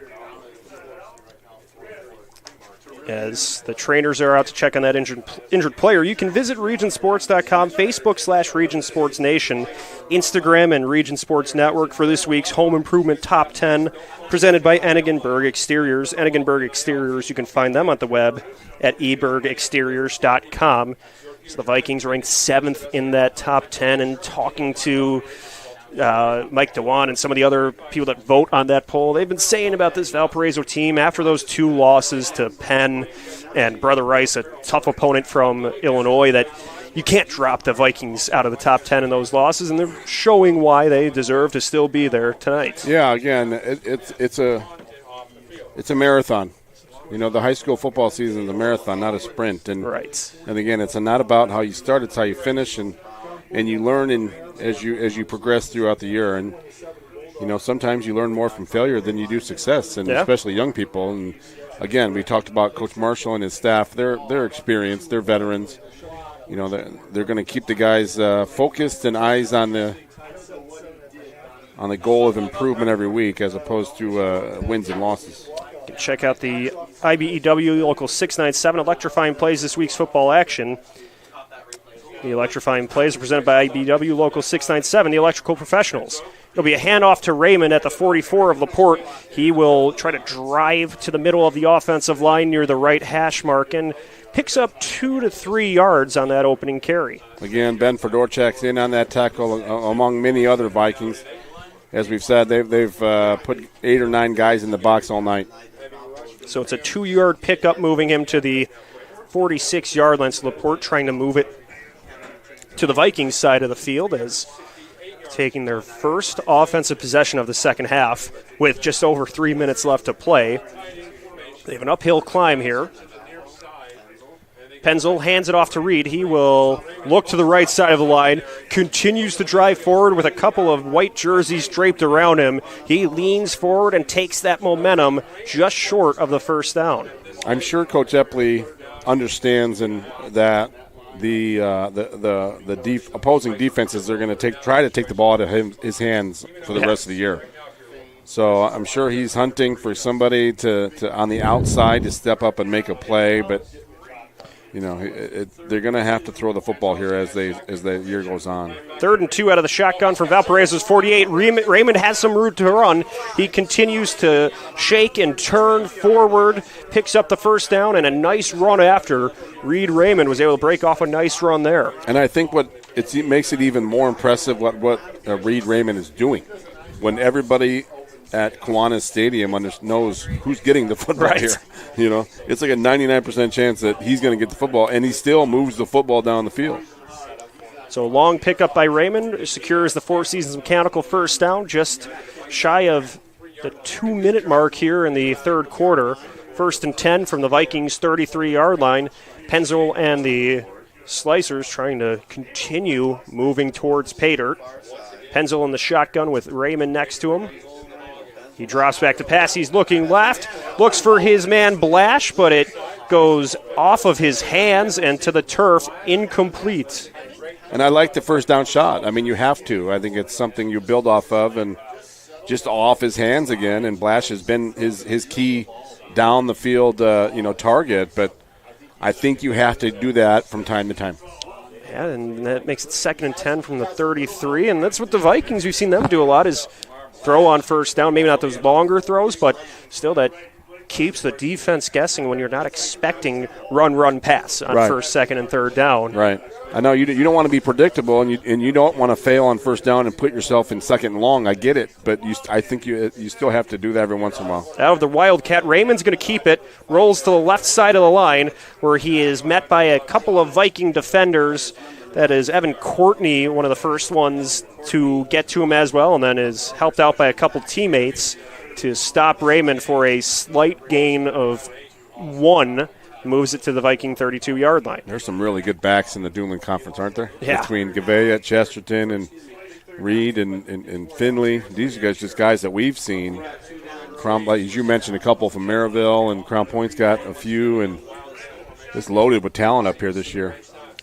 And Raymond in the Wildcat, he's going to take it, rolls to the left side of the line. He has a path to the first down. He gets to the 20 and to the 15, where he is then shoved out of bounds. But Reed Raymond saw an opening to the left side of the line, and he surges forward to pick up the first down. Brought to you by Four Seasons Mechanical in Maryville. Yeah, it looked like number 47 from Valpo, Brody Wheeler. 6'2", 204 junior. But again, when everybody knows who's getting the football, and he still does it and does well, that makes it even more impressive. So on third down, he picks up 21 yards, moves the ball to the 11 out of the Wildcat run. 58 seconds remaining in the third quarter. Raymond stays in at the Wildcat QB. He's got Bryce Jones next to him. He will fake the handoff to Jones, takes it to the right. He's looking for a path. He has to step backwards, make a cut, but he is brought down for a loss at the 15. I've never been, maybe at that age, but think about how good a shape you got to be in. He just ran the ball for 20 yards, and then he just ran the ball for 20 yards sideways. I mean, I'd be tapping my head here. He's been all over. Tying my shoe or something, get a little break. With 27 seconds, things continue to run down in the third quarter. 2nd and 14 from the 15-yard line. Raymond, still a Wildcat quarterback, tries to find a path. He spins past one defender, but he continues to go backward, and that's where the Vikings will take him down for a loss at the 20. Yeah. That will be the last play of the third quarter. So the Slicers have their work cut out for them. It'll be 3rd and long from the 20. We will be back for the fourth quarter with Valparaiso leading 28-0. You're listening to Game Night on the Region Sports Network, the only game in town. Four Seasons Mechanical proudly serves Northwest Indiana, providing quality, reasonably priced, reliable service. With a quality and comfort guarantee, the professionals at Four Seasons Mechanical offer a wide range of services in heating, ventilation, and air conditioning. Whether it's residential or commercial, Four Seasons Mechanical is there 24/7. To find out more, the website is fourseasonsmechanical.com or give them a call at 219-756-7020. Four Seasons Mechanical, your indoor air quality specialist. Old Man Winter is just around the corner, and that means temperatures will soon begin to drop. And a region winter is not the time to be left out in the cold. The professionals at Economy Electric Heating and Cooling can tune up that old furnace or install a new unit that can last for years. Your family deserves to stay comfortable this winter, and with 24/7 emergency service, comfort is just a phone call away. Economy Electric Heating and Cooling, 219-923-4441. Or for more info, the website is forajobdoneright.com. Fourth quarter about to begin. Both teams will switch sides of the field. Leo Stauderher, Doug Nelson with you for this Duneland matchup between the number 7-ranked Valparaiso Vikings and the LaPorte Slicers here at Kiwanis Field. Valparaiso leads LaPorte 28-0, but the Slicers, after a physical drive downfield by Reed Raymond at Wildcat quarterback, find themselves 3rd and long from the 20. Penzel takes the snap. He's looking left to pass, tries to avoid some pressure, steps up in the pocket, and connects with his receiver, but he is dropped still with a ways to go. He was able to get it to Blash, but he did not have much room to go after the catch. I think Penzel throws a good ball. You see that? I mean, he's got some zip on it and nice, clean. He's spinning it well. He just... When your Valpo's pinning their ears back and you're running for your life a little bit, you just can't get his feet set. So the Slicers have entered 4-down territory. That's presented by Four Seasons Mechanical in Maryville. You can visit them on the web at fourseasonsmechanical.com. It'll be 4th and 14 from the 16-yard line with 11 minutes, 15 seconds remaining. This is a big stand for the Slicers. Penzel in the backfield. Looking right. He sends one to his receiver, and it's caught. He's short, though. He's short. It'll be a... is he short? Completion to Cameron McCarthy. He was able to look it in, twists down, and it will be enough for the Four Seasons Mechanical first down. Nice play. Again, I think he throws a good ball. Wait, hold on. I think they called him short. They will mark him short. You see the spots at the 2, so they did not get to where they needed to go there. They need to get to a 1 for the first down. Leo. Can't catch a break tonight. So now the Viking offense will come back deep on their end of the field near their own end zone. 1st and 10 from the 2 thereabouts. I know from our angle when he first, and I'm looking at that far official, I thought it was short right away. Right, you were right to call that out. And then the LaPorte sideline was celebrating, so I thought they might have got it, but interesting play. But again, a nice ball there from Penzel. Yeah, they've let him throw it a little bit more in this third quarter, now fourth quarter. 11:03 remaining in the final quarter, and Valparaiso has to take a timeout. They might have had not the correct personnel on the field, so they will take a pause and try to get the correct deployment out there. I think they might have had 12 out there, but it's this part of the field you don't want to be wrong. Right. You know what I'm saying? And so they've now taken a timeout, but they can afford it. You can, a reminder that you can stay with Region Sports after the game as we send it back to the Centier Bank studio. RSN will recap all of tonight's action from around the region, all from the Centier Bank studio. And at the conclusion of tonight's game, we'll name the Crowell Companies Lantern Man Superhero of the game. Crowell Companies proud to recognize the superheroes on the football field. It's a tall order for your first start, and in no way. So now the Vikings will break the huddle. 11 minutes and 3 seconds to go. They are trying to finish off strong here as they lead 28-0. Looking for their first win of the season. They'll be at home next week against Michigan City.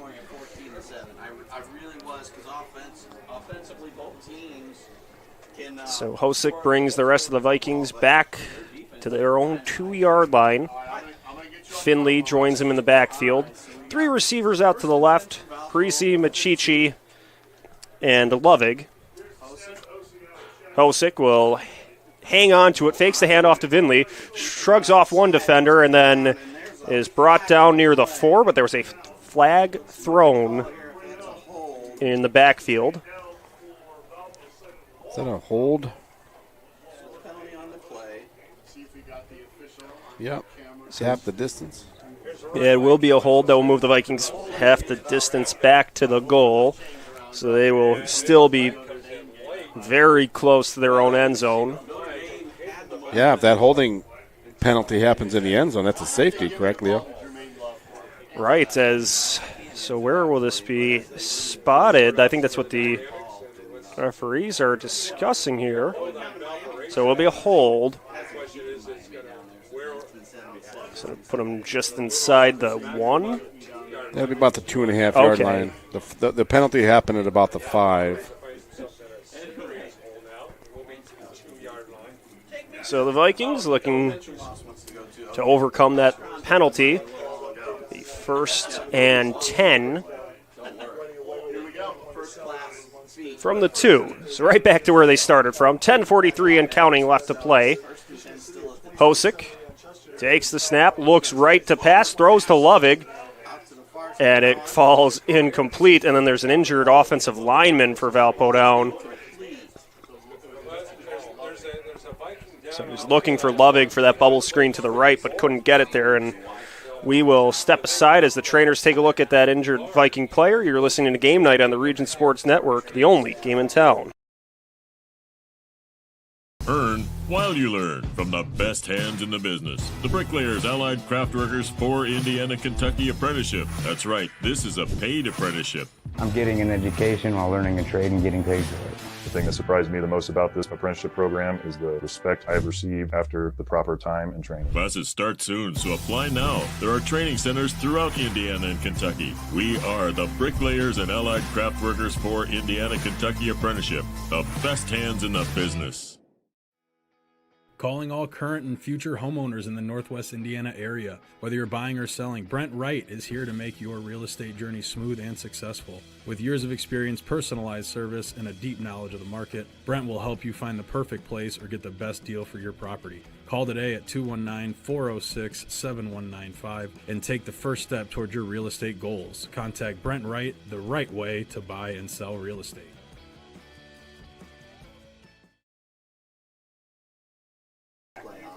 going back to Notre Dame, I think they'll be just fine.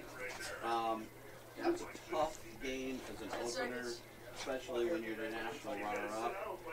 We all saw what happened last year when they lost an early game. They ran the table. They had the Back at Kiwanis Field, as at the conclusion of tonight's game, we'll name the Boilermakers 374 Blue Collar Player of the Game, brought to you by Boilermakers Local 374.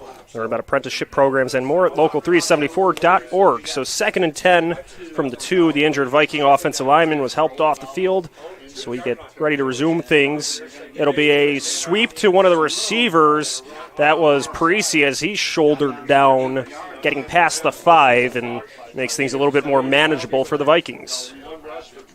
He took a pop there, didn't he, Leo? It was Yeah, a good that shot was by the Del Rio going in there for the hit, and he felt it, making it 3rd and 3 from the 9-yard line, and it's good to see. It looks like Rigby Gora back on the field after just missing that one play. The sophomore offensive lineman of the Vikings was the one who left the field, so 3rd and 3 from the 9.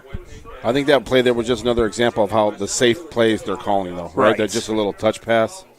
They put Parisi in motion. It's a snap to Hosick. He backs up into the end zone, has to get rid of it quickly, connects with Finley. He shrugs through one defender, gets to the 19, which is enough for the first down. And that was a little screen play. He was just suckering in those defensive end and make him commit, and then Finley was just out there waiting the whole time, nice and safe. So after the Four Seasons mechanical first down, so on a lot of these passing plays, Hosick hasn't had to throw it more than either past the line of scrimmage or more than 5 yards downfield. They've been these safe completions that can really build your confidence as the game progresses. Yeah, he took a couple shots, remember, I believe, right before halftime down the field, but for the most part, they're nice, safe plays. Now he drops back to pass, fires it downfield to Finley. He gets past the 20, but then he's tripped up by Del Rio on a bit of a delayed halfback pass. And it's like a little screen over the line of scrimmage, and a little high. It was a little high, but Finley's not really tall, so it just makes for a tough, because he's got to throw over the line and drop it to Finley right behind the line. Now it's 2nd and 6. The ball is at Valparaiso's 24-yard line. But it's still, it was only a pass that Finley could catch, right? It was a very safe play again. Going into this game, Hosick was 33 for 74, 326 yards, no touchdowns, and 3 interceptions. Hosick's looking right. He's going to avoid pressure, rolls out of the pocket. He's going to scramble, and he is tackled short of the first down. But a good pickup to avoid a risky throw and just take it and run. Yeah, it was a good decision. I would like to see him put the ball away. You know, if you're running like that, tuck it in and put 2 hands on it. Makes it 3rd and 2 at the 27. So Hosick still in search of his first passing touchdown of the year, but that will come eventually. It's continuing to make smart decisions, and the way this run game has been working too, when they can punch it in from short distance. And the defense is putting up a goose egg, so you don't have to worry about not having a passing touchdown here in the 3rd game of the season, because this offense has still looked very efficient, as there'll be a timeout taken by the Slicers. Stops the clock with 7:50 remaining. It'll be 3rd and 2 from the 27-yard line for the Vikings. And again, after the game, we will be recognizing some of the top players and plays. You can stay with us after the game, and we'll name the Proud Union Home Play of the Game, presented by Ironworkers Local 395. Ironworkers Local 395. For more information on the apprenticeship program, check out ironworkers395.com. What I like to see here, Leo, is you don't see the Slicers giving up.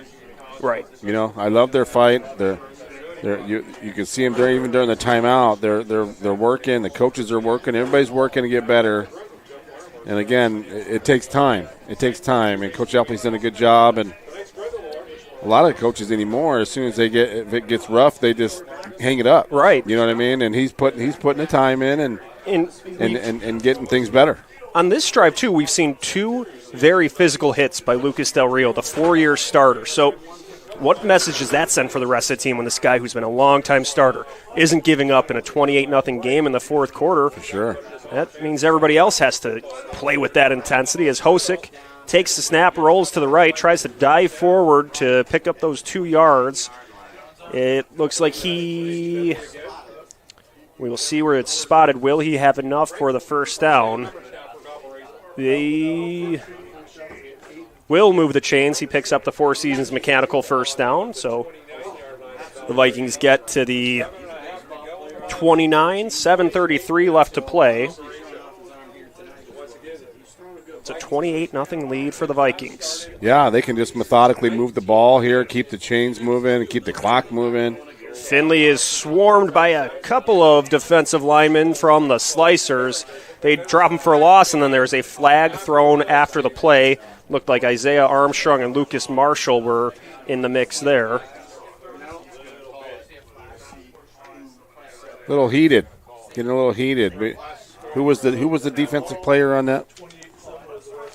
It might have been Was that Leo Armstrong Vargas? or Marshall. One of the defensive linemen got there, and then a linebacker joined in as well. Vargas on the tackle in disagreement. So we'll get this sorted out right now with 7:12 remaining. Looking to see.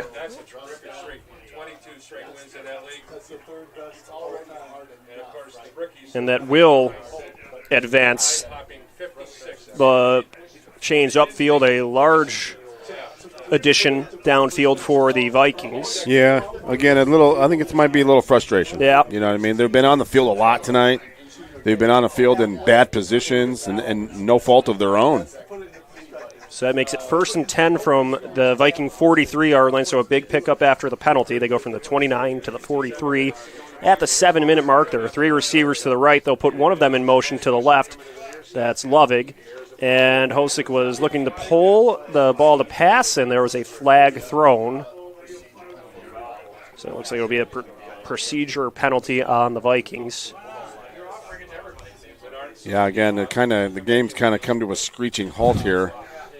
If you're Valpo, again, the clock is your friend. Right. Just keep the clock moving and get out of here. And you know, these are the kind of penalties that will, like as I mentioned earlier in their film session this week, they'll talk about it and clean these up to try to keep sharp for 4 quarters. Continue to execute late in the 4th quarter here. 6:40 and counting left to play. The Vikings lead 28-0.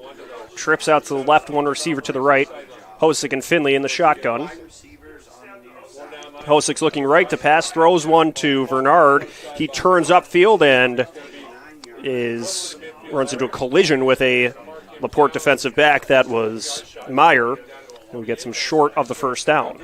Again, another safe pass, though, right? I mean, I think if you're the Valpo coaching staff, you'd like to see the clock moving and stay in bounds, but again, you're making a safe pass that only your guy can catch.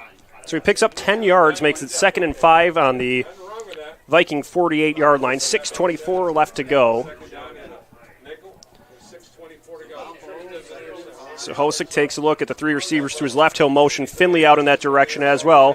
He's under pressure, has to dump it off to his receiver Parisi, who is tripped up near the line of scrimmage. The Slicers didn't let that play develop for the Vikings. Yeah, Lucas Del Rio in on that. He kind of sniffed that out, a little middle screen. A couple defenders stayed home, and it just it worked out for the Slicers.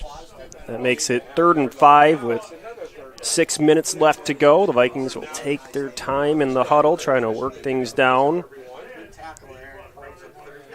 Adjusting personnel, guys moving in and out of the huddle.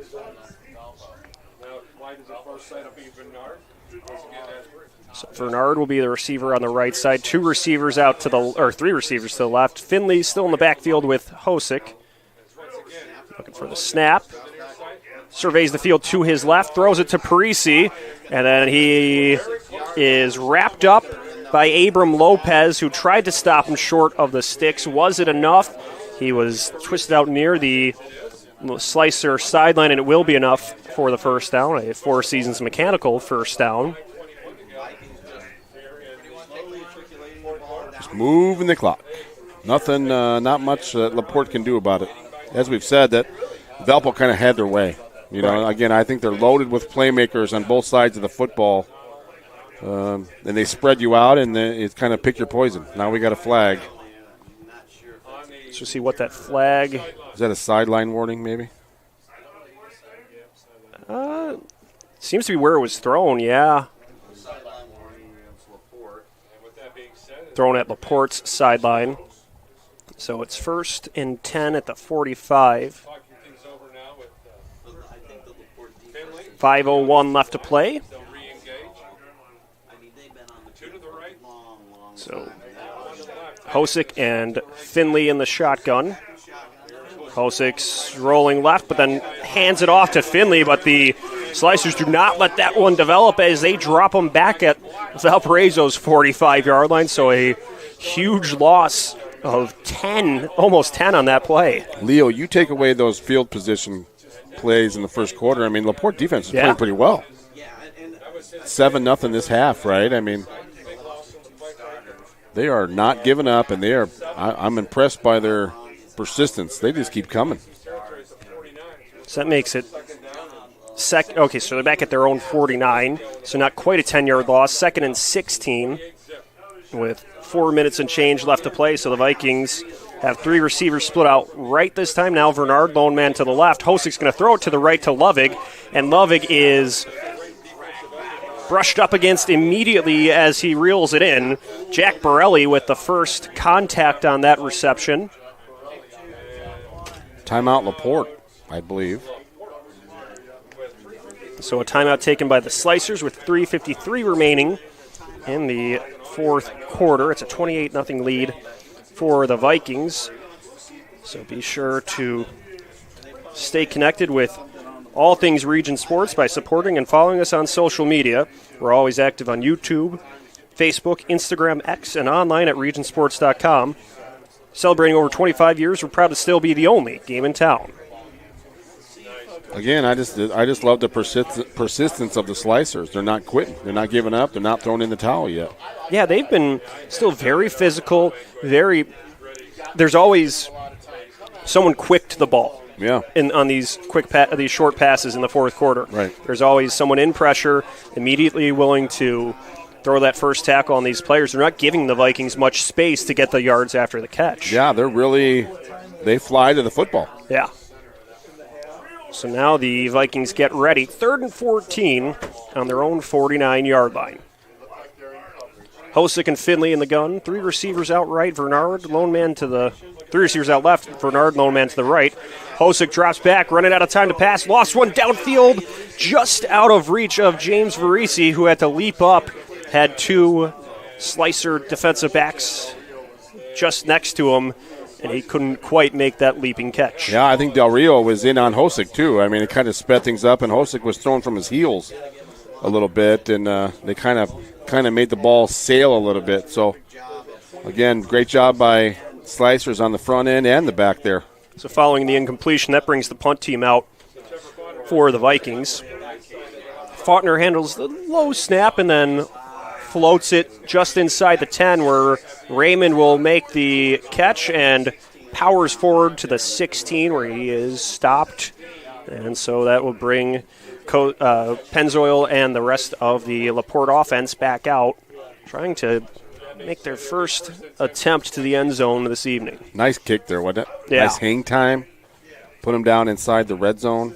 Yeah, they had that one earlier that they sailed through the back of the end zone. Then this time they refined it and were able to keep the Slicers within their own 20. Yeah, that was a nice punt there. Again, that special teams play is that third phase. That wins you games in the postseason. And that's where we've seen some very good special team plays for the Vikings tonight. 2 turnovers on special teams, 2 punts down inside the 5. Here's a handoff to the receiver in motion, but there will be a flag against the Vikings. Is he offside? So that will move the Slicers up 5 yards to their 21 of the Vikings. 3:36 left to play. 28-0 lead for Valparaiso.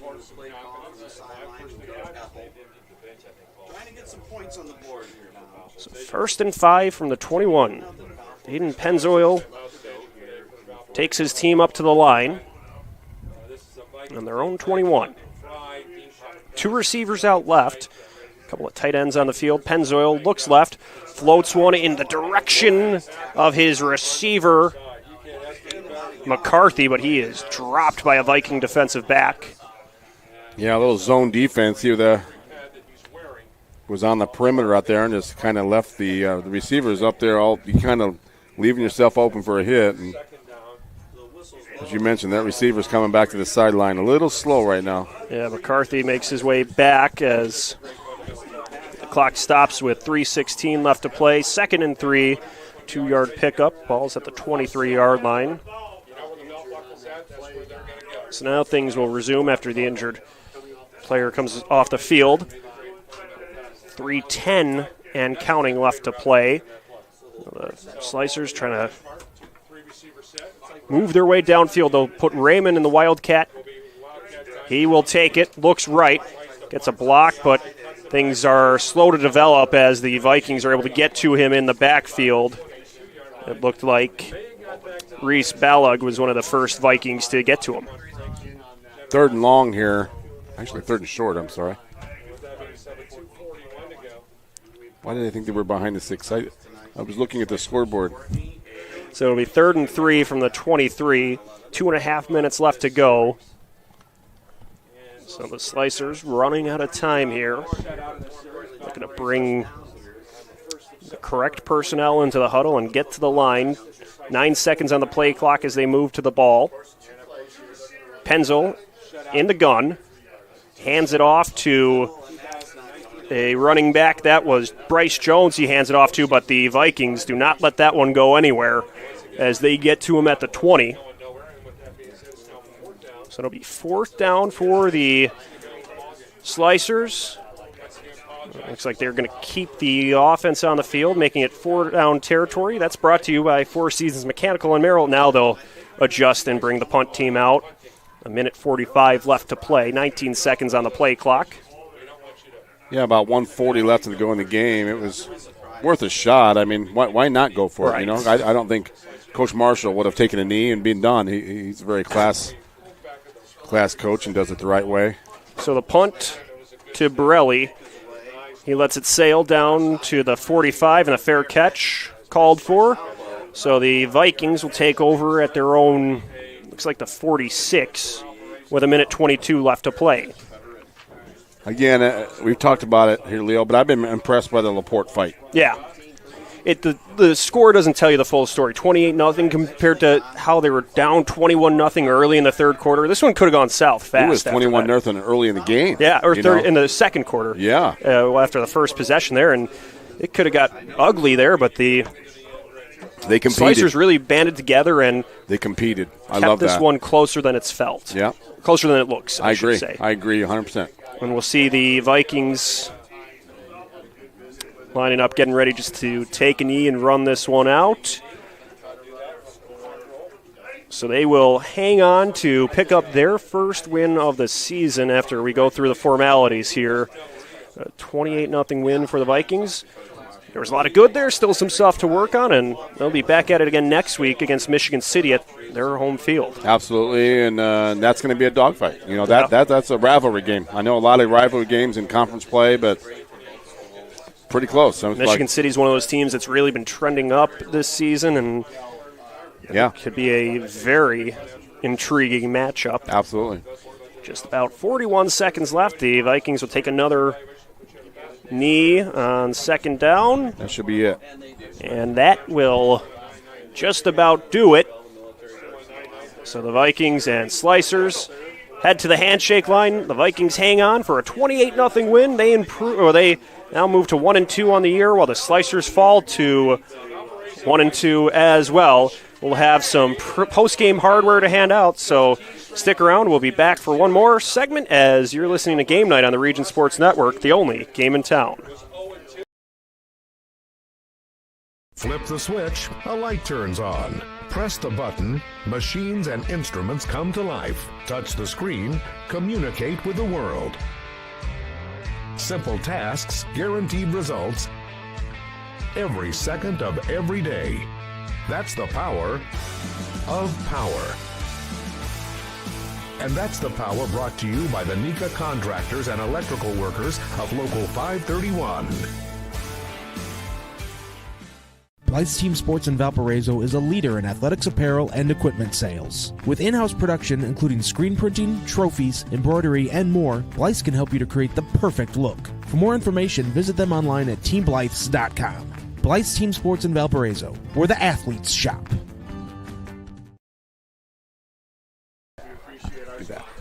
As we are handing out some of the post-game awards, so Leo Stodder and Doug Nelson handing this out, it's time to name the Crowell Companies Lantern Man Superhero of the game. Crowell Companies have offices open from 9 o'clock to 7 o'clock Monday through Friday, and Saturday still 2 o'clock in Highland, Merrillville, and Michigan City. The Crowell Companies Lantern Man Superhero of the game tonight we'll go with someone from the LaPorte side. Yeah, again, it doesn't always have to be from the winning team, but I think it goes to running back Reed Raymond. You know, he made holes where there weren't holes, and he never got down by the first tackler. You know, it was just, he's a workhorse, man. Yeah. He's an old-school workhorse that would touch it 30 times a game if you let him. And, you know, and down the road, LaPorte's going to need some balance. But right now they have him, and he's as good as any other back in the Newland right now. Yeah, there's the reason he's one of the top rushers in the area. So he's our superhero of the game. Now it's time to name the blue-collar player of the game, brought to you by Boilermakers Local 374. Earn while you learn with Boilermakers Local 374. The blue-collar player of the game tonight was? Let's go with Kellen Hosick. Yeah. You know, he's just kind of like the facilitator. Right. You know, he's got so many weapons around him, and he does a good job of not beating yourself. I mean, that's what you ask for out of your quarterback, and that's why it's kind of low key. Yeah, he's got some numbers, but he's got so much talent around him that he's kind of under the radar and keeps things moving in the right direction. Picked up one rushing touchdown and then made sure every drive for the Vikings ended with a kick this evening. No turnovers. That's the big factor, right? Because that was something that affected them in those first two games. So keeping the turnover margin positive for the Vikings. Now let's name the proud Union home play of the game, presented by Ironworkers Local 395. Ironworkers Local 395. To find out how you can become a union ironworker, visit ironworkers395.com. And tonight's Ironworkers 395 play of the game tonight was, as we talked about, there wasn't a whole lot of flash tonight. Yeah, and there was a lot of muscle, and so we're going to go with that return that Reed Raymond had, where he bounced off about 5 guys and kept spinning and kept turning and kept churning. Yeah, about a 40-yard return. Yeah, and that to me that shows the grit and the persistence that LaPorte played with all night. Yeah, because he was brought in. He wasn't the initial return man at the start of the game. They brought him in later in the game, so you don't know how many reps he's taken at practice either, and was able to really look like he had been doing that all season. Absolutely. And, again, you know, that just to me that shows epitomizes what LaPorte, how they played tonight. Just kept coming and coming and coming. So big thank you to everyone involved with tonight's broadcast, to our management team at Region Sports, Chris Ramirez, Rich Castillo, Heather Ames, Zach Miller, and Mike Dewan, to our broadcast crew, my partner Doug Nelson, to Joey Henrich, doing a great job producing, organizing, keeping us on air all night long. Special thanks to the coaches, Bill Marshall of Valparaiso, Austin Epple of LaPorte, athletic directors Stacy Adams and Steve Santana, and to the viewers at Facebook/Region Sports Nation, YouTube/Region Sports, and RegionSports.com. This is Leo Stodder, and you've been listening to Game Night on the Region Sports Network.